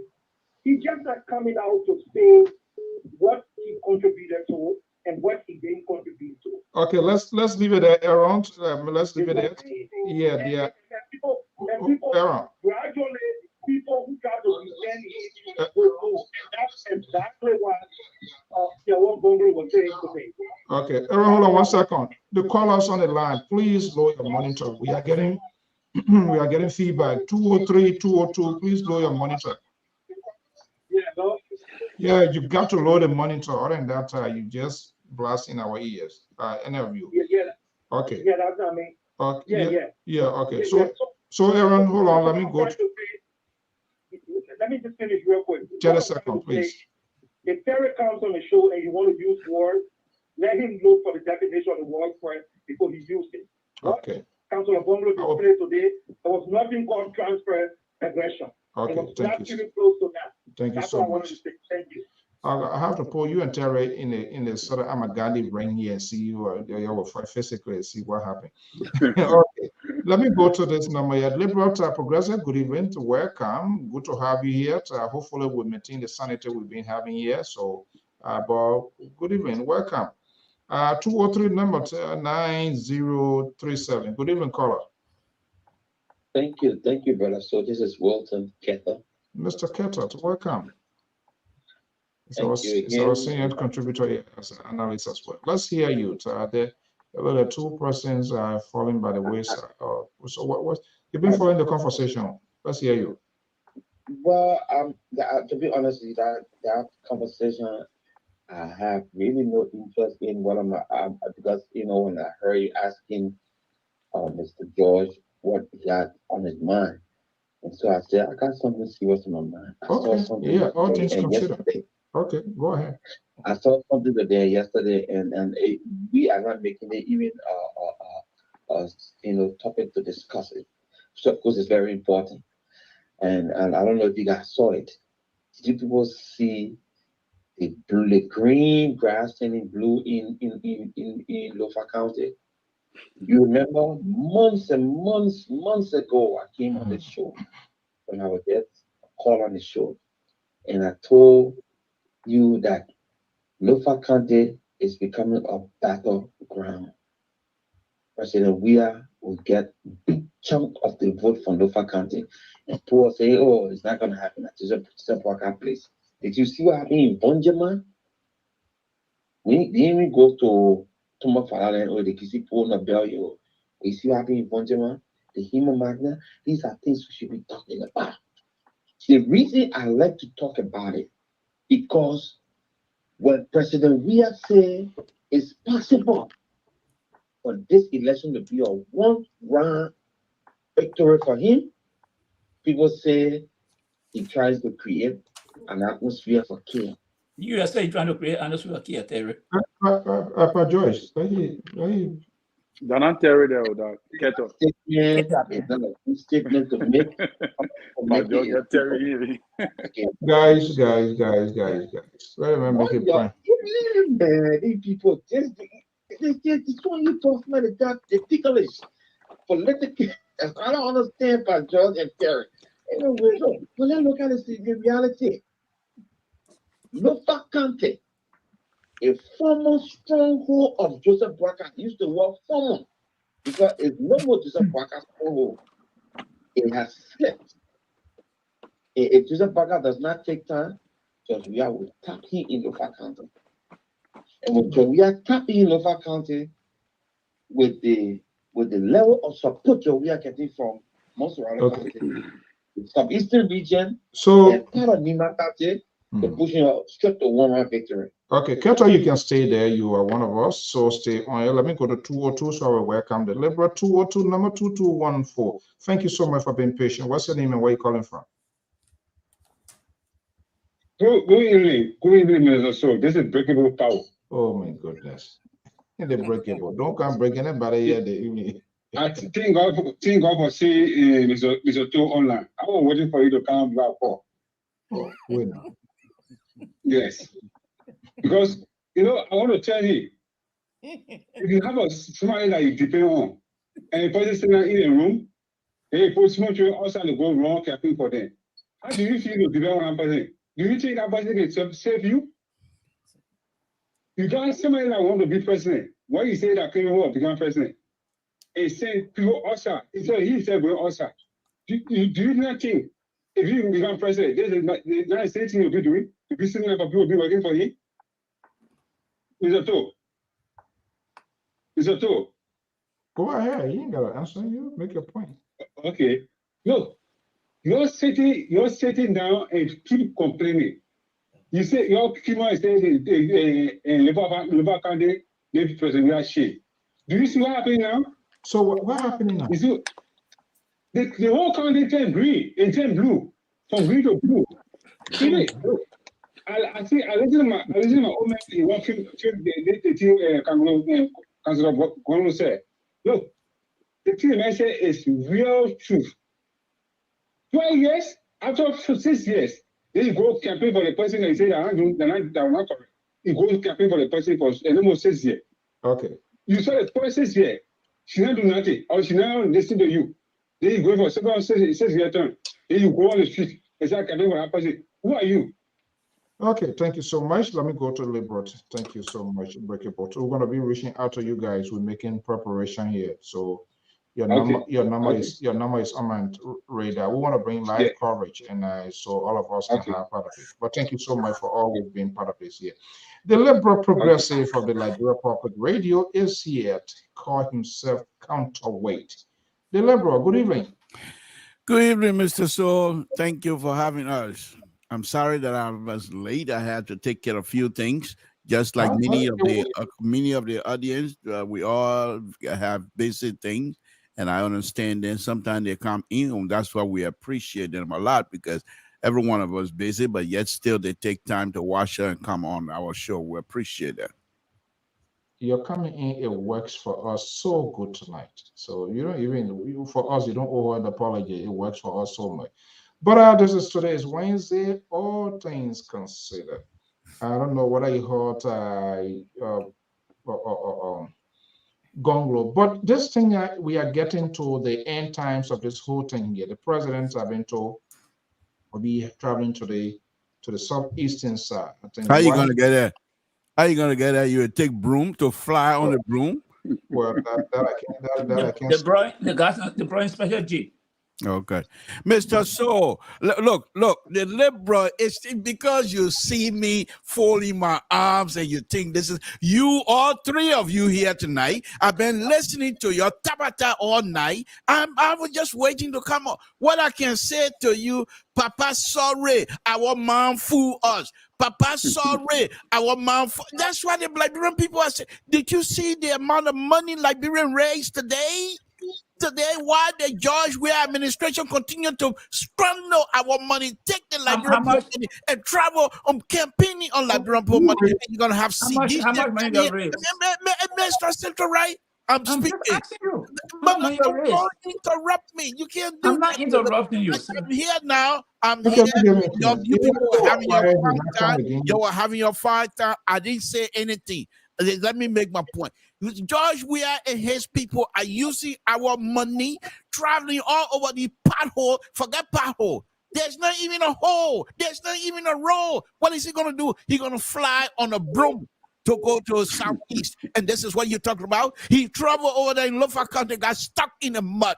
Like they have to have Charlie Pillar, that a real country near Charlie Pillar to come and pick him up. And this is the person you want 6 years, and sedition gonna come here and run your mouth, and they're gonna put their foot in your mouth again tonight. And I'm trying to help them out. Let them come tomorrow. Tomorrow's show is going to be one of the best of mine, and I'm trying to help sedition to understand that this what they can do now is pack their katosa and leave the executive mansion. We will let you go, your care, your trouble. We are here.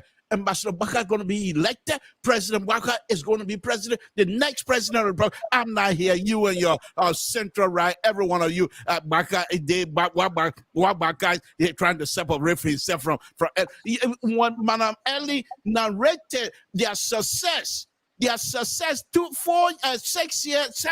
years success. Where were you guys when Ambassador Baka came to this position? Liberia was in the hole, where people were cooking at the Ducal Palace, where people were cooking in the street of Monrovia. Ambassador Baka and Madam Celine came and took this country to the next level. They built structure, everything, and give it to this man, and everything will back into square one. Ambassador Baka is coming back to release and rescue us. You guys gonna sit down here and tell your tabata and things, say the liberal is away. I'm back. Okay, let me go to the phone line here. The liberal. Wow. I don't know. Okay, Marley Jones. Yeah. Zion Group Baptist Choir is here. Yes, I think something is not adding up from the liberal and Collins in tonight. Something is not I adding think there's somebody on the line here. There are two persons here. I thought I only kept her around. Do I have, hold on 1 second. Do I have another person here? There's a number here. 20. Oh, really? Okay. Yeah, because there's a number came first, but okay, go ahead, Jones. Now we'll go back to. Yeah, from the analysis of Mr. Toll, something is not adding up. There is a missing link somewhere that Mr. Toll and Colin need to lay up to. The best part of any campaign is the dying moment campaign. The dying hour, the last hour campaign is where you pick up the bit and pieces, and those bit and pieces you will pick up are going to stay with you until election day. And the strategy CDC is bringing in now, I think it's something for the rest of the political party, including the UP, to really worry about. First, when they pass the budget, let me just take the liberal back a little bit.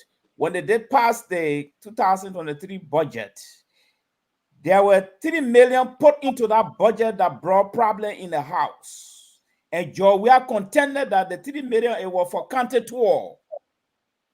And I told some friends, I said that 3 million, Joe, we are going to hold fast to it until the dying hour of the election. Then he will say he's making his county tour. You see how clever this guy is? And I want to applaud him for that, his tactics. For stealing. Joe, I come in now. are coming. Whether he stole or not, political campaign is not for children. I expect the opposition party to drum up more money by this time rather than crying exactly foul. what they did today. Give me chance call now. you Give call me us chance last now. night. You You were called us talking. last night, and we're doing the same thing No, today. listen now. You were talking, I didn't talk. Now keep the platform quiet tonight. Fire for fire will not help. However, Georgia is not going. I want to believe strongly. The campaign committee that rather advising Georgia, I think they're up to the task. Starting with Lofa County, ending up in the sub-region, and coming by a few days to election is something serious for Unity Party to worry about. And up to expected by this time for the Unity Party and the CPP, I expected them to have hijacked that strategy. Now they stay in Monrovia, turning around. Georgia is moving inland. It's something for the CPP and the Unity Party to worry about. I yield. Of course, you have to heal because you got nothing to offer here on this one here tonight, Marley. I did your analysis has failed you miserably here tonight. Because quite frankly, you were out here last night and called us out publicly that we were not doing anything. And look at the amount of money they raised today. And now you're gonna turn around and you move the goalpost. I'm sorry. Go ahead, moderator. Go ahead. Later on, you tell how much was raised. So that's here. Okay, 701 number. Are you there? 36395. Yeah. Good afternoon, Mr. Soul. Good afternoon, everybody on the show. Good afternoon. What's your name and where? Yeah, I'm Henry Dennis calling from North Dakota. Okay, Mr. Dennis, welcome. Let's hear from you. Let's hear you. Yeah. I listen to all you guys. You guys have a very nice topic tonight on a discussion. I just want to give a little input. Input specifically on Honorable Joseph Walker, the former Vice President. I like this woman very much. I consider him as my grandfather. But I think this old man, he's a victim of himself, of his own leadership style. Why do I say so is point number one. I think Mr. Walker been a man in government for the past 40 years. I think he should have had some vast leadership skills at this time of his life and all those positions he served in that country. But he lacked a lot of skills. And I would say so from the first point. The election of 2017, he lost that election because he made a huge mistake and he failed to correct those mistakes and reconcile. That mistake was when he sat down and allowed Wilmer Payne and those guys to insult Helen Johnson Sirleaf, his vice president, his president, who held his hand and appointed him to become vice president for 17 years. He insulted that lady and he never took any action to apologize. That made that lady, the president, former president, very angry, and she supported his opposition. He didn't even say it right there. He failed to apologize. He went back and he said that he made a statement that they squandered all the opportunity. All right, and then he made another statement that he was parked in the garage, which is a complete contradiction. So if you say, you and your president squander all your opportunity, it means you guys work together. And then you come back and say you were parked in the garage. How come you can be parked in the garage when you guys work together and squander the opportunity together? It's a contradiction. You understand? So he made a mistake. Secondly, he came back to the CPP as the leader of the CPP at the time. And then he made a mistake by sitting there and allowing the CPP to crumble under his leadership. As a leader, your responsibility is to manage men, materials, and situations. He failed to manage all those situations. He was the older man in the room. He should have put all the guys together and said, look, guys, we cannot sit here and allow the CPP to crumble. Okay. But you know very well that the crumbling of the CPP were going to cause a problem for the entire opposition party. You understand? Thereby giving George Weah the opportunity to win the election. Thank you so much. He didn't correct the mistake, and he followed behind Bernard Ewing, and he went to court to what? To stay as a witness against Cummings. ANC man, we know that. Okay, thank you, Dennis. Thank you so much. Thank you so much. Let me see here. Let me bring in. Okay, guys, let's go back. All right. So thank you very much. Thank you very much. We really, really appreciate your call. Okay, Kat will be right there. Okay, here we are. The Liberal just came with a friend here to set this whole room on fire this evening. Amos Joyce. Yeah. You heard a Liberal. I don't. It is his right to come here and make all the noise. If Joseph Boakai raised $3 million today, it's for the campaign. It's for him to run the campaign. Let me just go to something here. Mali, look at Article 60 of the Constitution of Liberia. It says that the president and the vice president shall receive salaries which shall be determined by the legislatures and paid by the Republic. Such salaries shall be subject to taxes as determined by the law and shall neither be increased nor diminished during the period. That's the difference. Tewan Gongo was not, his salary was not determined by the legislature. He was not elected. So that comparison again, that's why I refer to the Constitution. You say that Joseph Boakai could not have resigned because he couldn't do that. No, he had all options to resign. Now, to the issue you made about campaigning, Mali, every political party will now unveil the strategy to you. Only those that are in there will know what today the vice president for the Unity Party was in Maryland with the senator from Maryland today. That's it yesterday. We didn't look at that. I'm not speaking for them, but they were there today. So how can you say that these people don't have a strategy? Every political institution have a strategy, and the last week is when people would deploy all the strategy, because that would be the closing of the campaign. CDC, that their strategy came up with. Today they in Lofa. Tomorrow you know who other organization will be there. You can say, yes, CDC is doing a good work, but you cannot say the political party don't have a strategy. No, you are not there. You're not part of the political institution. Everybody will now reveal the strategy now. That's another issue. And Mr. Kete, is that you're going to give everybody injection? The man should have the freedom to do that. He should have the freedom to do that. Something to you came here yelling, nobody balk you. So you give everybody time. When you're talking, you talk about baka. When you started being advocate, you have yes. No, he advocated to that now because I saw him posting online that the campaign raised so much money. I don't know so much money what it means. Oh really?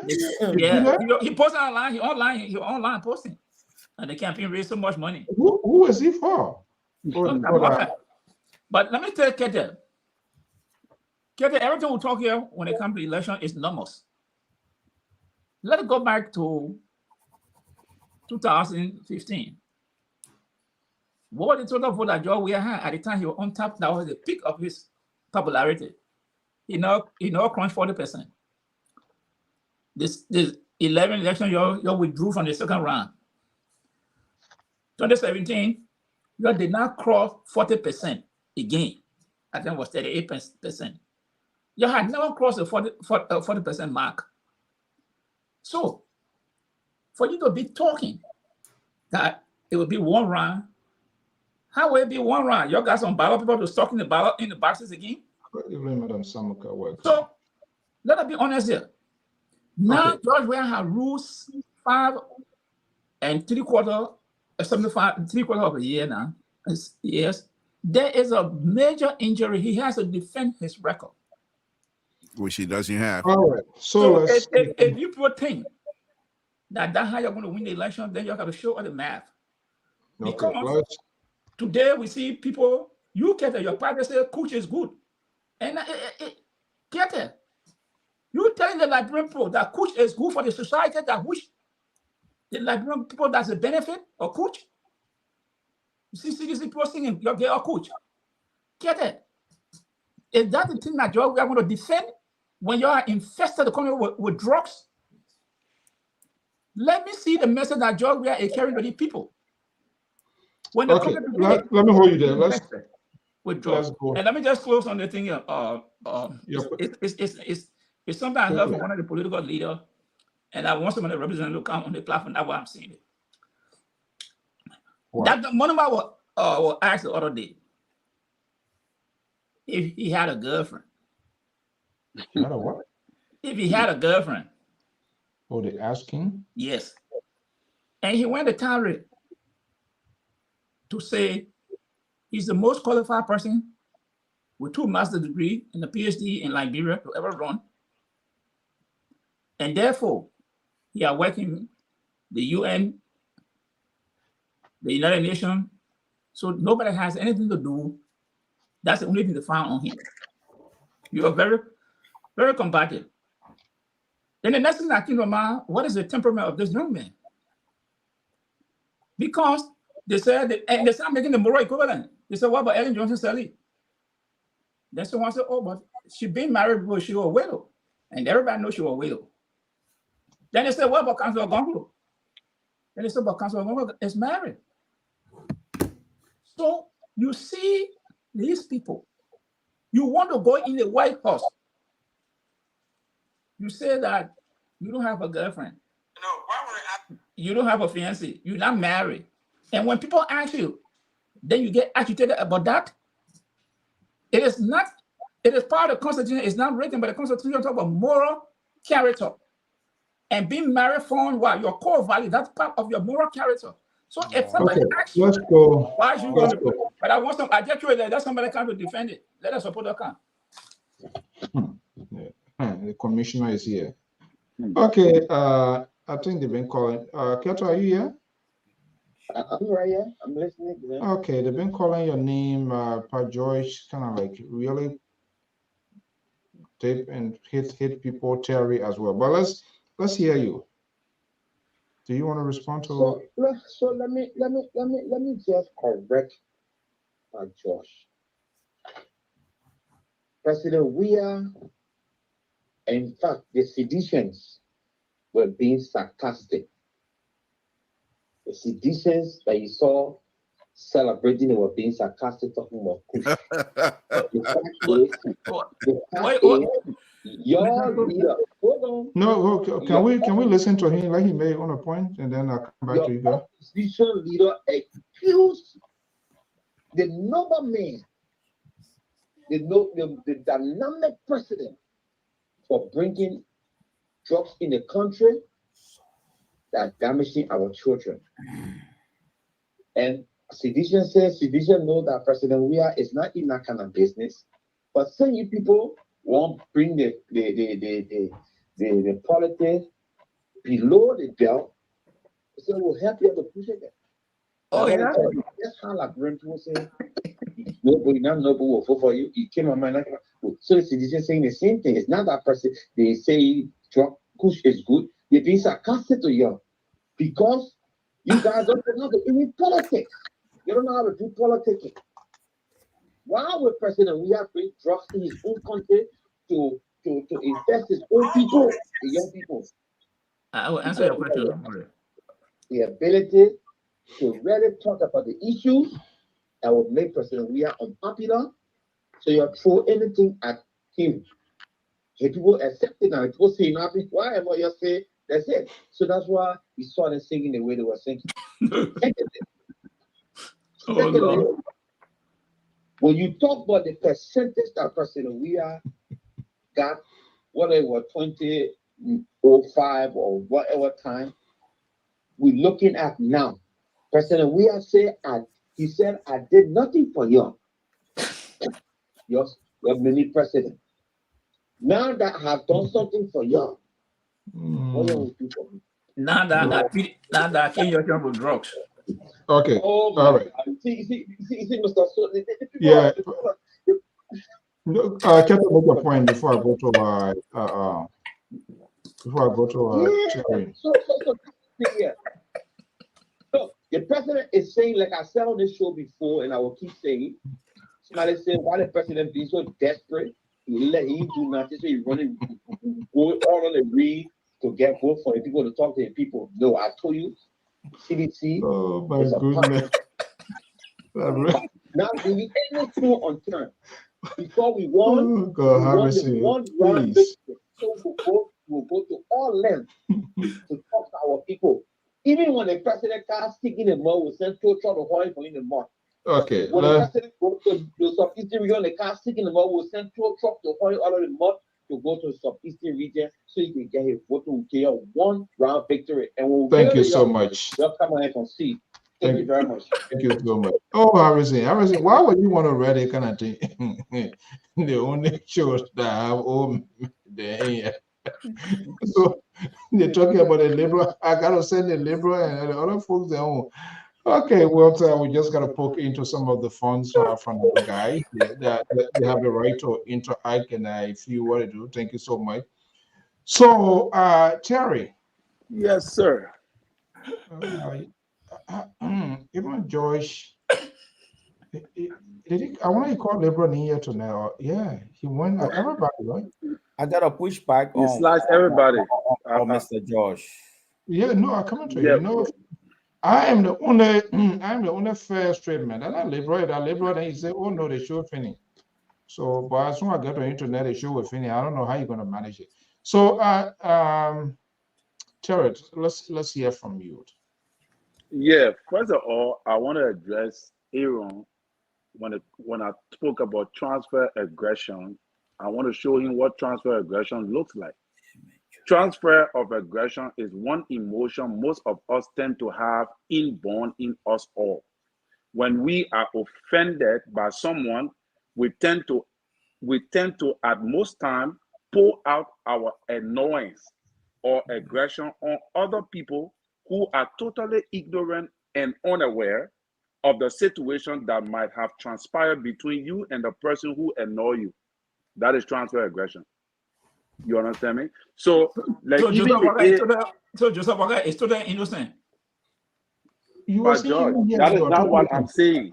You don't understand my point. Yeah, Aaron is saying so.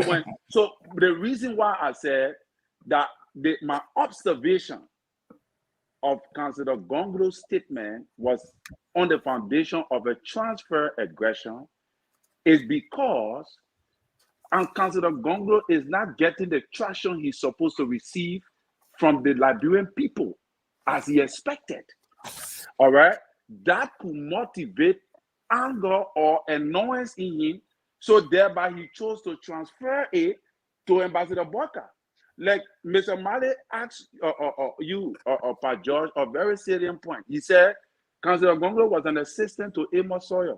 Yeah. If Amos Sawyer was corrupt, you claim that according to the law, you start quoting all constitution, all of that. Mm-hmm. We agree. He was appointed or he was employed by Amos Sawyer, right? And the scenario between he and Ambassador Boyka is different. But the corruption scenario is not different. He too should have resigned. Why didn't he resign? It still holds. Hold on. It still holds. What Mr. Mali said, it still holds. Because he too, because Amos Sawyer was corrupt. He printed his own money and did other things that you and I know. So he should have resigned. Okay. If he claimed to be correct, he should have resigned. And also, to the issue, like the ANC guy who came to speak, that is same thing we're talking about transfer aggression. Somebody did something to Mr. Cummings. Mr. Cummings, sorry, gave them blame it on Ambassador Boyka. You took the man to court, they blame it on Ambassador Boyka forever in their life. That is what we call transfer aggression. That's the same thing that going on continuously. So every time they come on, the moment they start speaking about, and they go to ANC or the CPP, framework document, all of that, you know straight that the person on the line is an ANC supporter. Because they still hold that particular, they still holding to that thing. They have not let it go yet. And but fair to measure, Terry, fair to measure the gentleman, why he was stressing on was Ambassador Boyka being an older guy and being the wisdom in the room with the CPP It was on I his understand. watch. His argument was why he didn't do enough to stop all Mr. of So those. even Ellen Johnson Sirleaf could not stop her suspension from Unity Party as an organization. The woman who was president for 12 years, who we claim to be a great leader, when the confusion came in the party, why she couldn't put it under control? Then you blame it Ambassador Barker, who was her VP. She is the one. She is the face of Unity Party, not Ambassador Barker. But when these things, when confusion comes, there is no way you can stop it. You got to let certain things happen before you can settle it. Okay, And Unity Party were able to do that. But there is the last point I want to make before I close. Mr. Mali said something that I want to agree with. And You're in agreement here tonight. Were you a Mali? No, Wow. I would want to agree with him slightly, but not wholesomely. Because I think that is a dent for the Ellen factor to not be aligned at this time with Unity Party is a dent. But will that dent be able to be transferred to change the dynamics of the vote in favor of CDC? That is where I would doubt. But that factor, like for now, I put Ellen Johnson Sirleaf at number 7 on President We Are team. And that is what making it difficult. She is number 7, and I put Joelle to number 11. Because she's playing her game very silently, but we all know where she belongs, where she backing. And because of her strategy, I don't know where is she backing. You and I know she's still with Prezo. I don't think she have left the president. She's still with the Prezo. That's lie. That is what I want to believe. Okay. That is what I want to believe. I may be wrong, but I believe that she said, and that is a factor. I can't take it, but the way the people are moving now, it is the people that will determine the final result. Thank you so much. Let's keep it succinct. Let me bring in Mally Jones, and I'll go to the Liberal. Jones. Yep. First of all, I want to thank Emma George for his analysis, but I think he was caught in his own web. But before I address that, the guy who talked about the age, let me just quote something to him by Adam Singh. Adam Singh once said, age comes with experience. Experience gave birth to maturity, and maturity take control and lead a process. This is why you have some older guys on this platform. Thank you. Back to Monuba. The issue of a bachelor, I don't think it's one of the presidential requirements by NEC. That's the first thing. In the Constitution, there are nothing stated that you must be married. There's something that you have to meet up with your moral character. Very good. Moral character. Marriage not moral character. Listen now, give me a chance. Moral character, it's not comparing. It's not binding. It left with the people to say, oh, you're not married, we're not voting you in. All right? It's not one of the requirements to go to the executive mansion, and it's not one of the requirements to run as a president. Point of correction. And education is not a factor. Let me finish now. Mr. George, yes. Mr. George, you got to cease fire. And the second thing here is, when we talk about political party collaboration and the unity party, I think, really need an aspect. It's true that all the political parties have got their own political philosophy, but the unity party need to reach out there to beg these people to join them to fight this guy, the incumbent. This is where I'm coming from. It's true they have all their platform they have, but I think they need them. They made a mistake. Unity Party made a mistake before, and they're making it again. So, lastly, what I want to say here is that the issue of Gongolo, I think Gongolo, sorry to say, I think he was a bit paranoid or he misspoke. Yes. When there's something here, whether you are elected as vice president or you are appointed as an executive assistant, you cannot overdo the work than your boss under no condition. Simple. That is in administration. Pajo, you know where you work right now, you're not dictating to your supervisor or your manager or your CEO. But you have the right to resign. We who on the platform, we cannot dictate to the moderator. We can only suggest. So we have become automatically Is that right? You were dictating to me yesterday. Oh, God. You get resigned if you don't want it. You're not forced I to think we need to retire some people. Yes, you can Yeah, well. resign. That is Okay. left for you, but it's not. You're not forced to. All right. We try to work within the confines of the time this evening. Let me bring in. You Mr. finish, Talking now, he brought a fire in this thing again. We're just talking about it here less than 5 minutes. Show up. The whole place turned the same way Liberty Party win break. He wants to break LPR, but it has suffered like that's not going to happen. So, Jones, you finish? Oh yeah, I mean the men don't want to cease fire, so I retreat. If you want to see fire, you must throw your own bazooka too. Okay, Liberal, let me just bring you in, and then we're gonna do our 1 minute each crossing. We'll try to keep in the confines. We're gonna practice that because we start. Eh? I said, Liberal coming in again. I thought he was done. The Liberal, I haven't spoken yet. The man is a glue on us here, or what to do? I don't know what the hell about Bokley. You come and read speech? And looking like we're getting scared now. When he come in, like, everybody got to be in their corner. I'm here. He knows. I already have you guys in the corner. There's no question asked. I'm not going to try to let you guys to me into believing your conservative ideas. Mr. Scott, let me just say this here, and I will continue to educate all of you on this platform. Those of you that refuse to listen, I will do my best. Let me do this. There shall be a vice president who shall assist. Mr. Central Right. I'm not in Atlanta this afternoon. I'm way in Sacramento, the liberal state, where we are the richest state in the entire country. Because of us, some of the southern states are being welfare money from the liberal state. So please let me talk. Now, the president in this discharge of the function. Now, I give you an example, perfect example. We have Mr. So here, who is the CEO, and every time that I try to suggest to him to assist him in some area, he pushed by. Do I get involved and say, no, I'm not going to do it? You CEO, but you got to do what I want? No. Ambassador Baka has always been someone who respects the rule and law. What part of it you don't understand?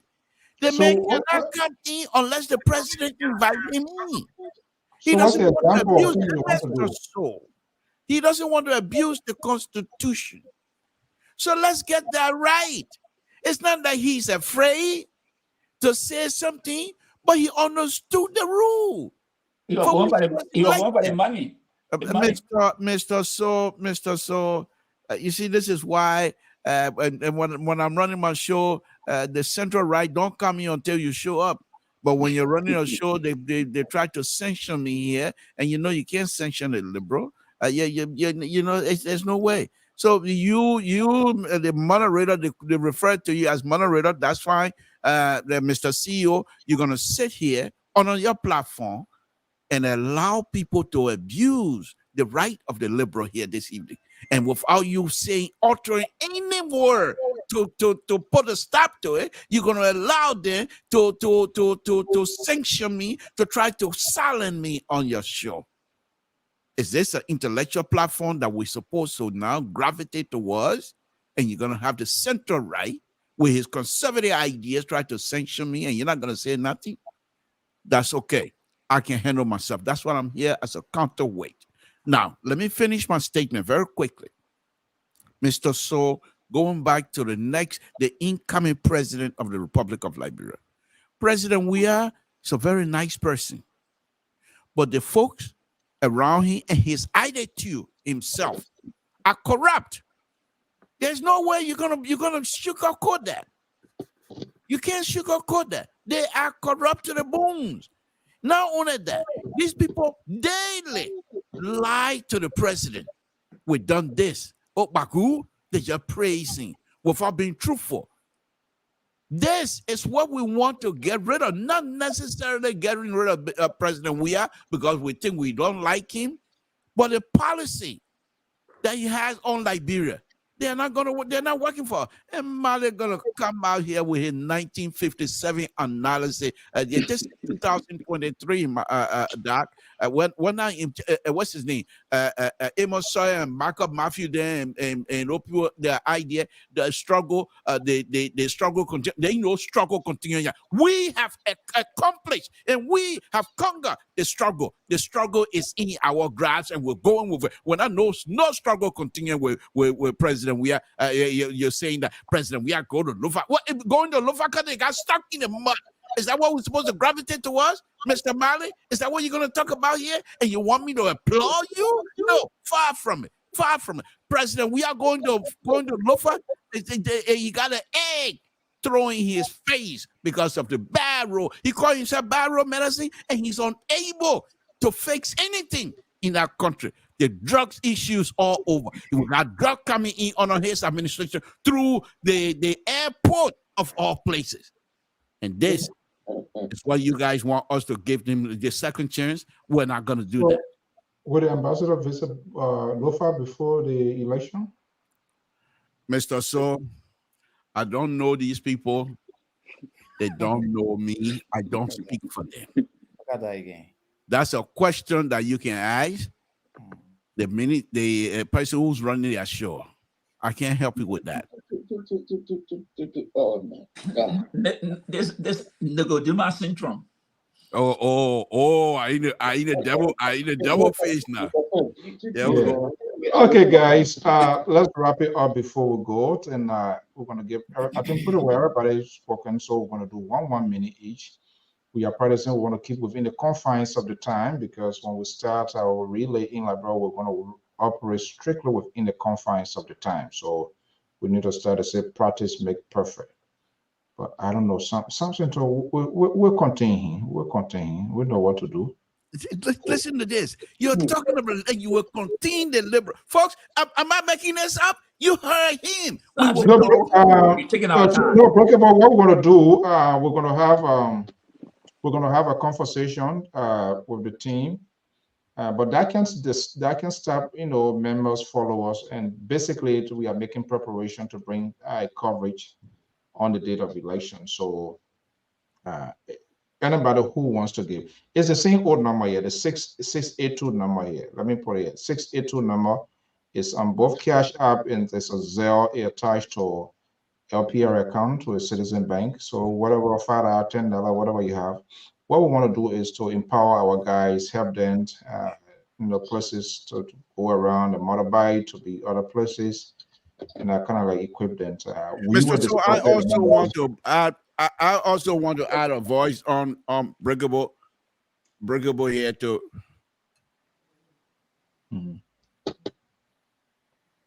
Don't come with you. No, I want to seriously commend. He and I have gone around the table before, but I really like him. He just like Terry. He doesn't rush, but when you give it to you, he give it to you big time, and I like that.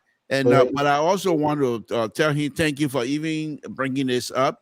And I think the CEO just spoke. Once everything is settled among us, he will definitely reach out and we'll do what we can. No, giving so much time to the liberal. It's not fair. No, the war is not fair. What we're talking about now, we're talking about how to Breakable is putting something because I talk about raising money, and that's why you want to add to it. So that's not, he's not making any other point. Yeah, the human right advocate, and there's so plenty. Okay, guys. I think this platform we got to turn it into something where we're going to be silencing people's voices here. We can't have the liberal behavior going all over the place here. Oh, is that what you want to introduce to silence? I was talking about the other platform. I'm not talking about the platform. I said the other platform. That's what Terry on. That's why I see why Breakable and other people ambush, and a lot of one were out here. You were just having your own way and think that you're some sort of Goliath in this place. I can't even spend for a half second on this line. I shut off. Terry was there for 10 hours talking. Then when he comes on a program, he alone the program is 2 hours. How we take 10 hours talking? when he comes on the program, he will take 1 hour 15 minutes, and then he gave 15 minutes to the analyst, which is not right. Okay, guys, thank you so much. Let's wrap it You up. really Let's think go. I'm able to overtalk liberal? Let me say this. Thank you to my colleagues and Wait a everybody. second now. Where you going? Where you go? Yeah, to the ANC rally? Yeah, I gotta get a call for ANC. Let me say this. Let me close on the note. Kede, wow. If you are the head of any institution, we're in trouble. And things are going bad. Police commissioner on an ANC government, and you don't act, you take that responsibility. When I say person where is responsible for the drugs in the country, I don't have anything that he bringing the drugs in the country. But what do I have? What do I know and what is happening? On his watch, the country has been infested with drugs. And there have been no prosecution of anybody on his watch. So any good person will come to the judgment that he has failed the Liberian people and he's responsible for children today in the street. All right, let's have it. Keep it 1 minute. Thank you so much. That's why I leave it. The JMB people, I said it before, Collins, I will tell you again. JMB were part of that plot to put Mr. Kwame in jail. He testified on of which he lies. Does that mean the things are there? But you're not angry with anyway. Mali, and it is not. Wow. You Mali, you said something about unbelievable. Sawyer was corrupt. Liberia? We have not seen nobody. ANC police director. I didn't say that. I'm not the one that made us. Can you make his final comments and then when I think that Collins, there has been no document to say that Sawyer was corrupt. It is your belief. It is your opinion. But your opinion is a judgment. It's not a fact. So that's why we caution it. Because when it's facts, then we see evidence. Then we not question it. But your opinion was nothing told liberal. Your opinion is just a belief or judgment. And that doesn't make it a fact. Until you can prove that, then it becomes a fact, then we will not question you. Male, Tewan Congo was not elected. He was appointed by Sawyer. And everybody has a liberty, the will. You can work in any institution. If you feel like a boss, you cannot get along with your boss, you can ask for the SVP or you resign. Joseph Walker did not do that. He took the money, rode a car 12 years. He sat down there, he traveled to the United States, only Liberian people dying. So he's part of that problem. Don't go. Do you suffer from headache after the program? You can take out It's something that I practice. I don't suffer from headache. Very good. Wow. Thank you, Emma George. I will respond later sometime in the future. But however, I just want to tell the liberal that he cannot cry more than the bereaved. Oh my goodness. I know the liberal is a sympathizer and well-wisher, but it seems to be he crying more than the bereaved. He can think about that. The ballet that I'm for you, the ballet you want point here now.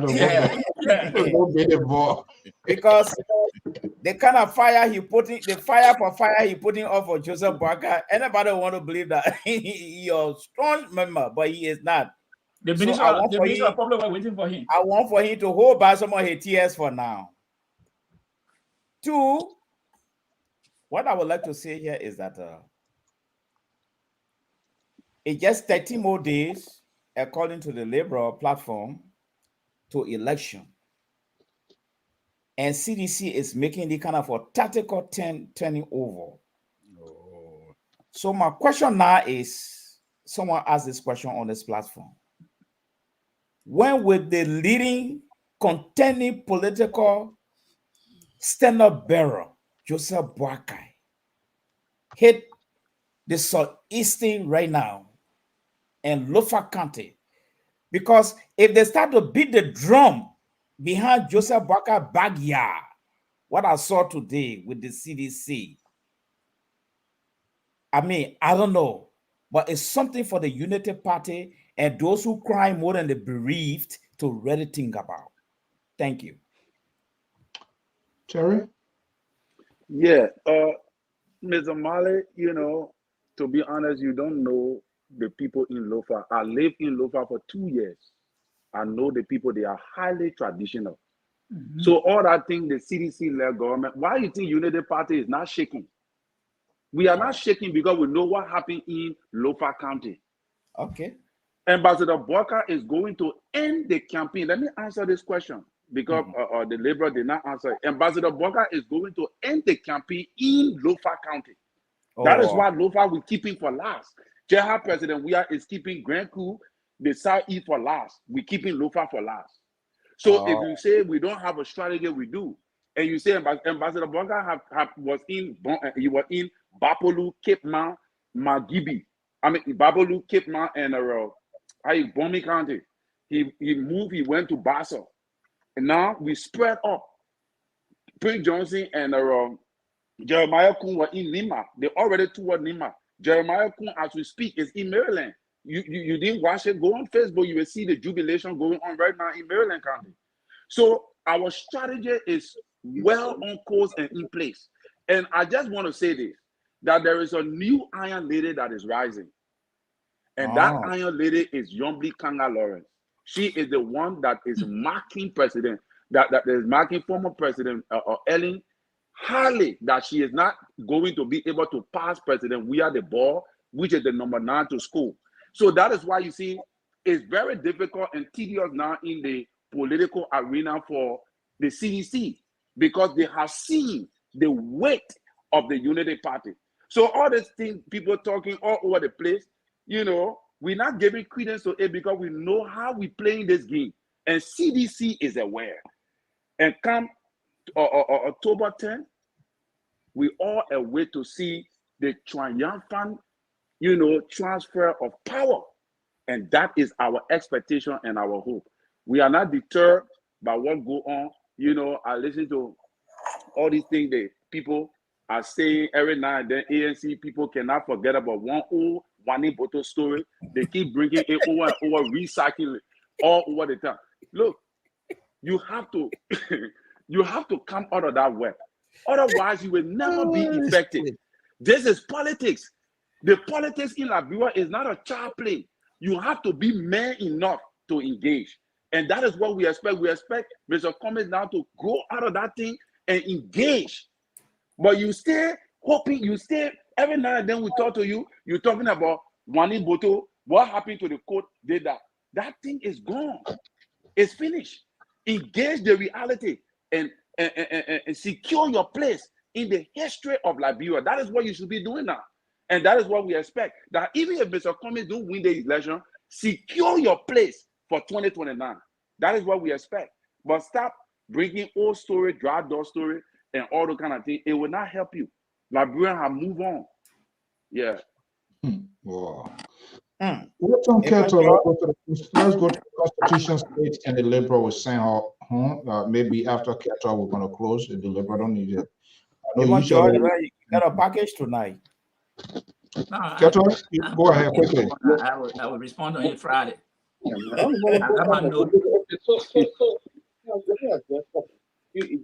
Terry, you know, sometimes you can live in your own world and you can fantasize, but the reality is the reality. You understand? I don't care what you say about it. It's good that you said the Lofa people, they are traditional people. Let me tell you what the Lofa traditions say when it comes to leadership. Lofa people, according to the tradition, if a leader is in office, they support that leader. They are bound on on a traditional mandate to support that leader. Who is the leader of Liberia today? President George Manawia. That's why you see the Lofians all in the thousands to work on him. Even though a car got stuck in the mud, according to the Liberal, they were told, but they came out in the thousands running after him. 2, let me tell you something, Mr. George. You see, CDC, President Weah, will win this election on the first ballot, first round one round knockout. Take it to the bank. The Unity Party, the ANC Party, the dysfunction in the opposition, with the tangibility that President Weah has demonstrated over the past 5 years. The what ability? Bring him the tangibility. The tangible. Okay. But I see this when they put agitated together, report 2 or 3, they're going to put Jala Jefferson Koji. Go ahead. But they want you know book. Mr. Tool. So when I let the way Terry made his analysis with confidence, the fact that he knows that they will win the election. When President Weah win the election, they should concede. They shouldn't sing the war drum or try to jump on the street to demonstrate, because we see what is happening. President Weah is going to the mud in high places, low places, trying to ask the Liberian people to give him that one round victory. And Waka dragging his foot, going from hospital to hospital, from hospital to hospital, and stay playing poor mother around that he has squandered race car park. When we win the election, you'll come on LPR and you'll concede. Tell me, congratulations. We throw our tower in. President Weah is the man. We don't want any trouble in our country anymore. We want peace. Thank you so much. So yeah, let them have it like that. Thank you so much. Okay, don't go. I'm praying for peace myself. Let a liberal make his final statement. Well, Mr. So, thank you very much. It's a wonderful show. I've been following all tonight, and you guys did some wonderful analysis went on tonight, which intellectual you guys lifted this conversation from the area that I left it yesterday and took it all the way up, which I really do appreciate. But what I can say, Mr. So, very quickly, is that I would pledge here on this show that if CDC win, I hope that all of us will individually kill our own goat, and we eat goat here together live on TV from our own individual home to celebrate CDC win. I hope we can do that. Well, however, you Obama goat? No, not necessary. What kind of people this here? I'm trying to create peace among us. You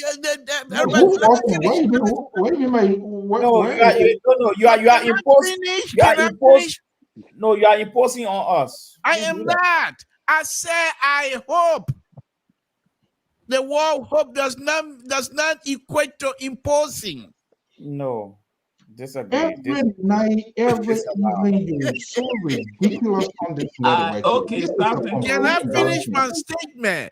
Something to say you hope. I hope you Obama on the goat. Okay, this is what I'm willing to do. If CDC wins, I will buy goat for each of you, and I hope you have people to cook it so we can eat goat here live on the TV to celebrate CDC win. However, if you win, good. Very good. You go. I'm so disappointed. You know why he did it? This guy every Saturday he slaughter goat in Sacramento. So that he good appetite he get. Yeah. We talking about how to raise money for us to do broadcast. I thought you're gonna say, "Oh, I pledge it." Then you I'm telling you, I live for the boys on the fee. Yeah. What kind of man is this? The man go ahead.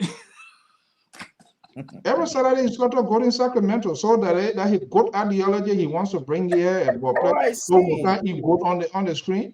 You need to, when you're having a program tomorrow, you slaughter one goat and say throw a panda. What were they told man? I hope you're not getting checked from Liberia. From whom? From Terry. Okay, gentlemen. But I will. Okay, break it. But George, you will vote for Ambassador Booker the way I'm looking at you.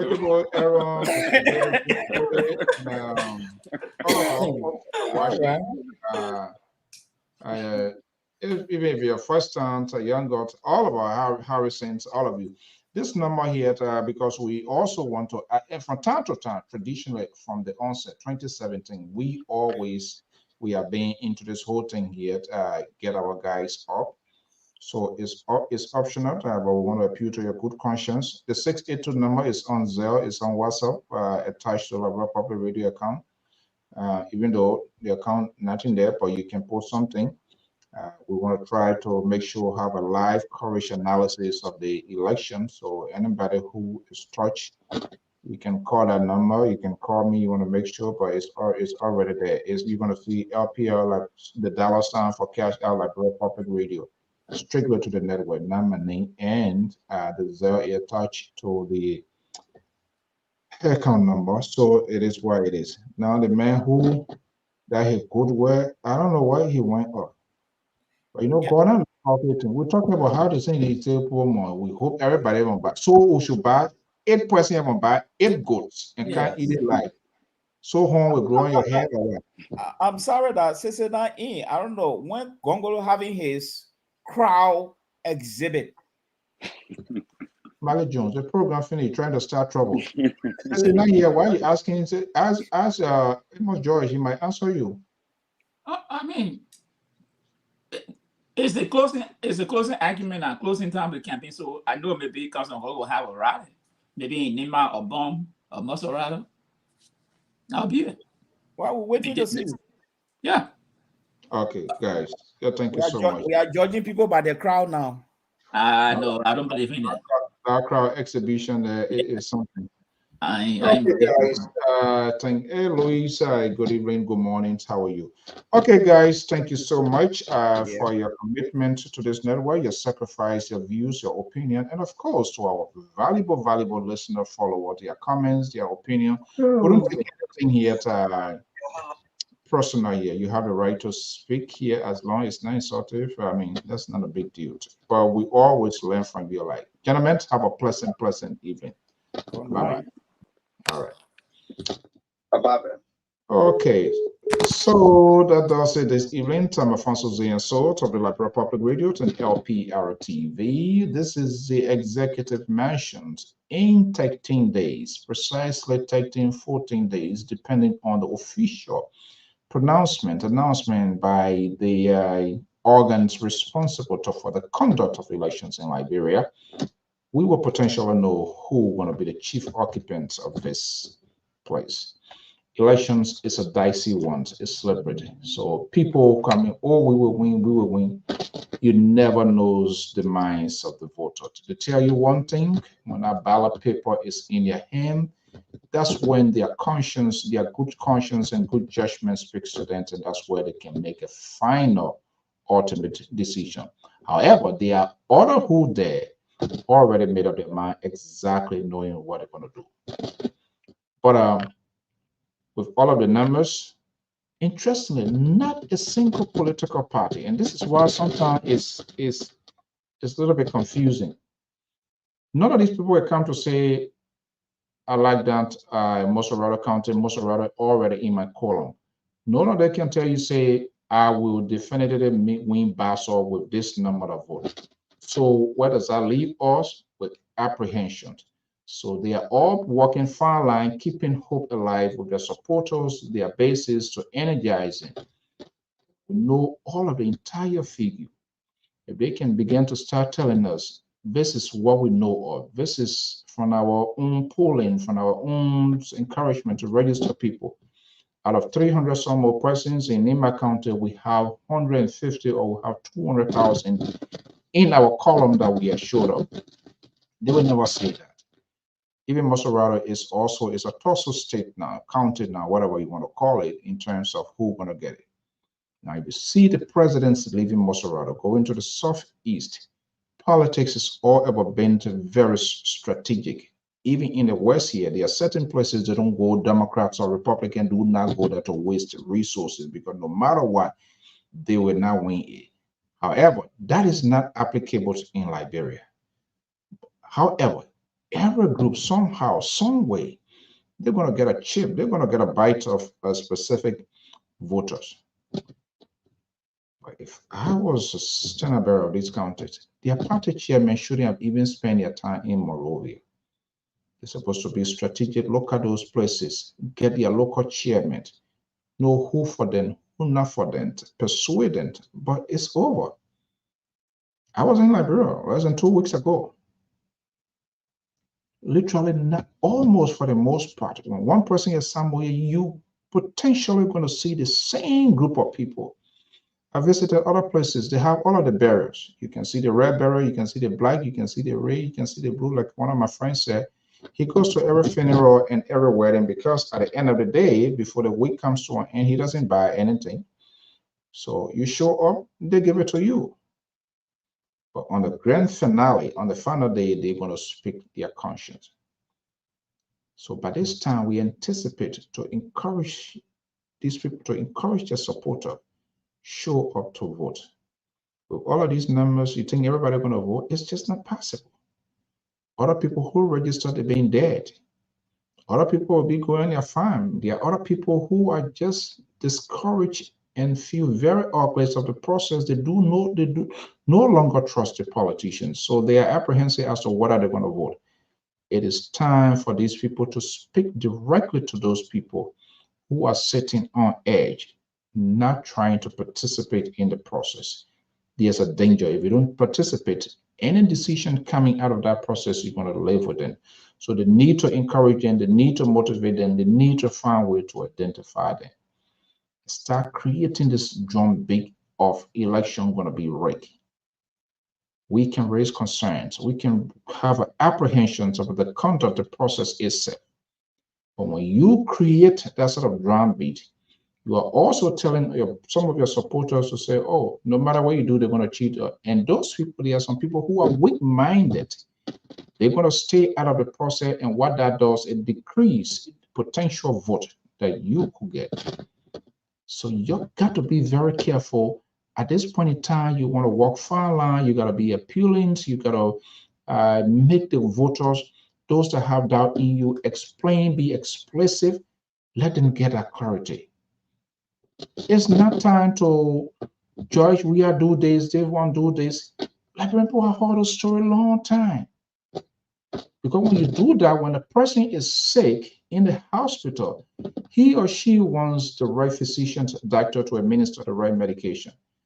I am sick in the hospital. I'm waiting for doctor to come. You're telling me, say, no doctor coming. What that does, you are literally killing me. So those people, if you need it as a replacement, you need to tell them what you are bringing to the table, how you want it to be blamed.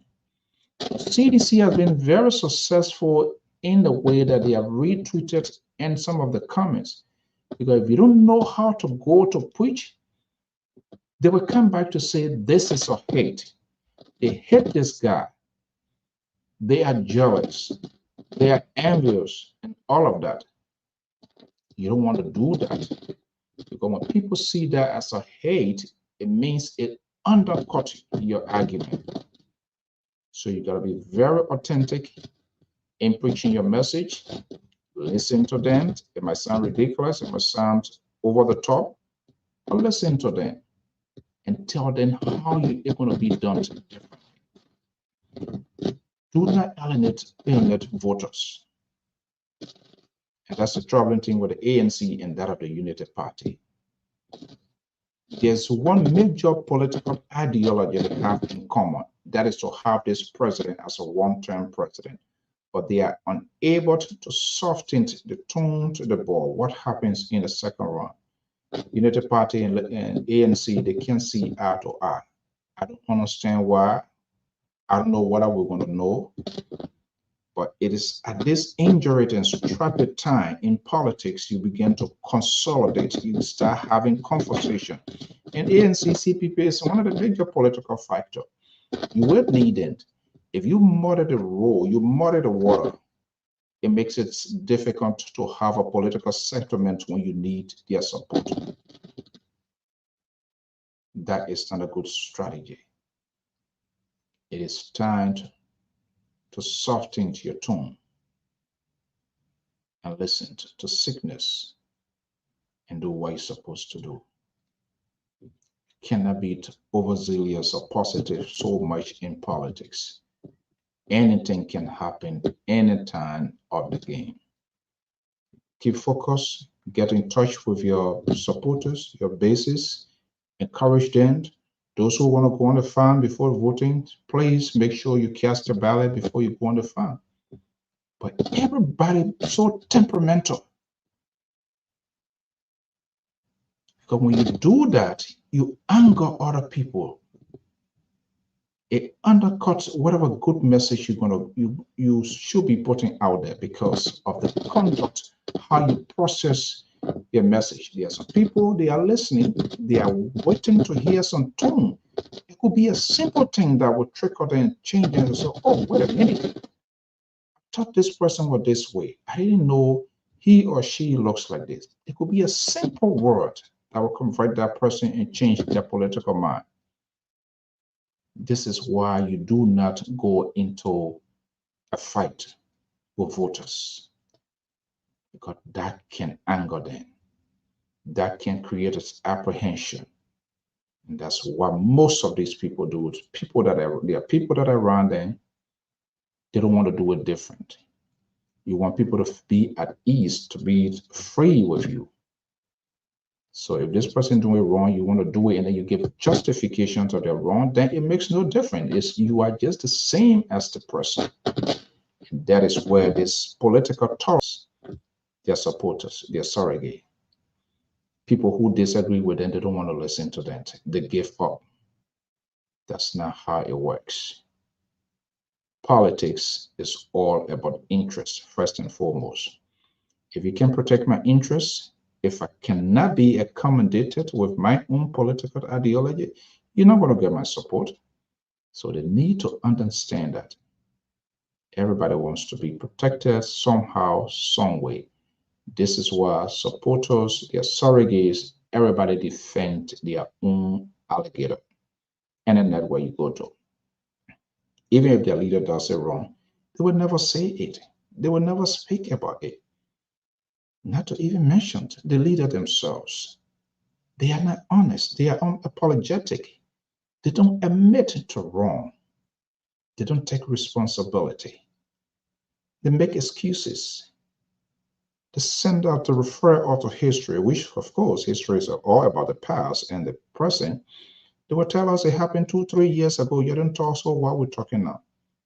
Okay, if it happened 2 years ago, can't you change that?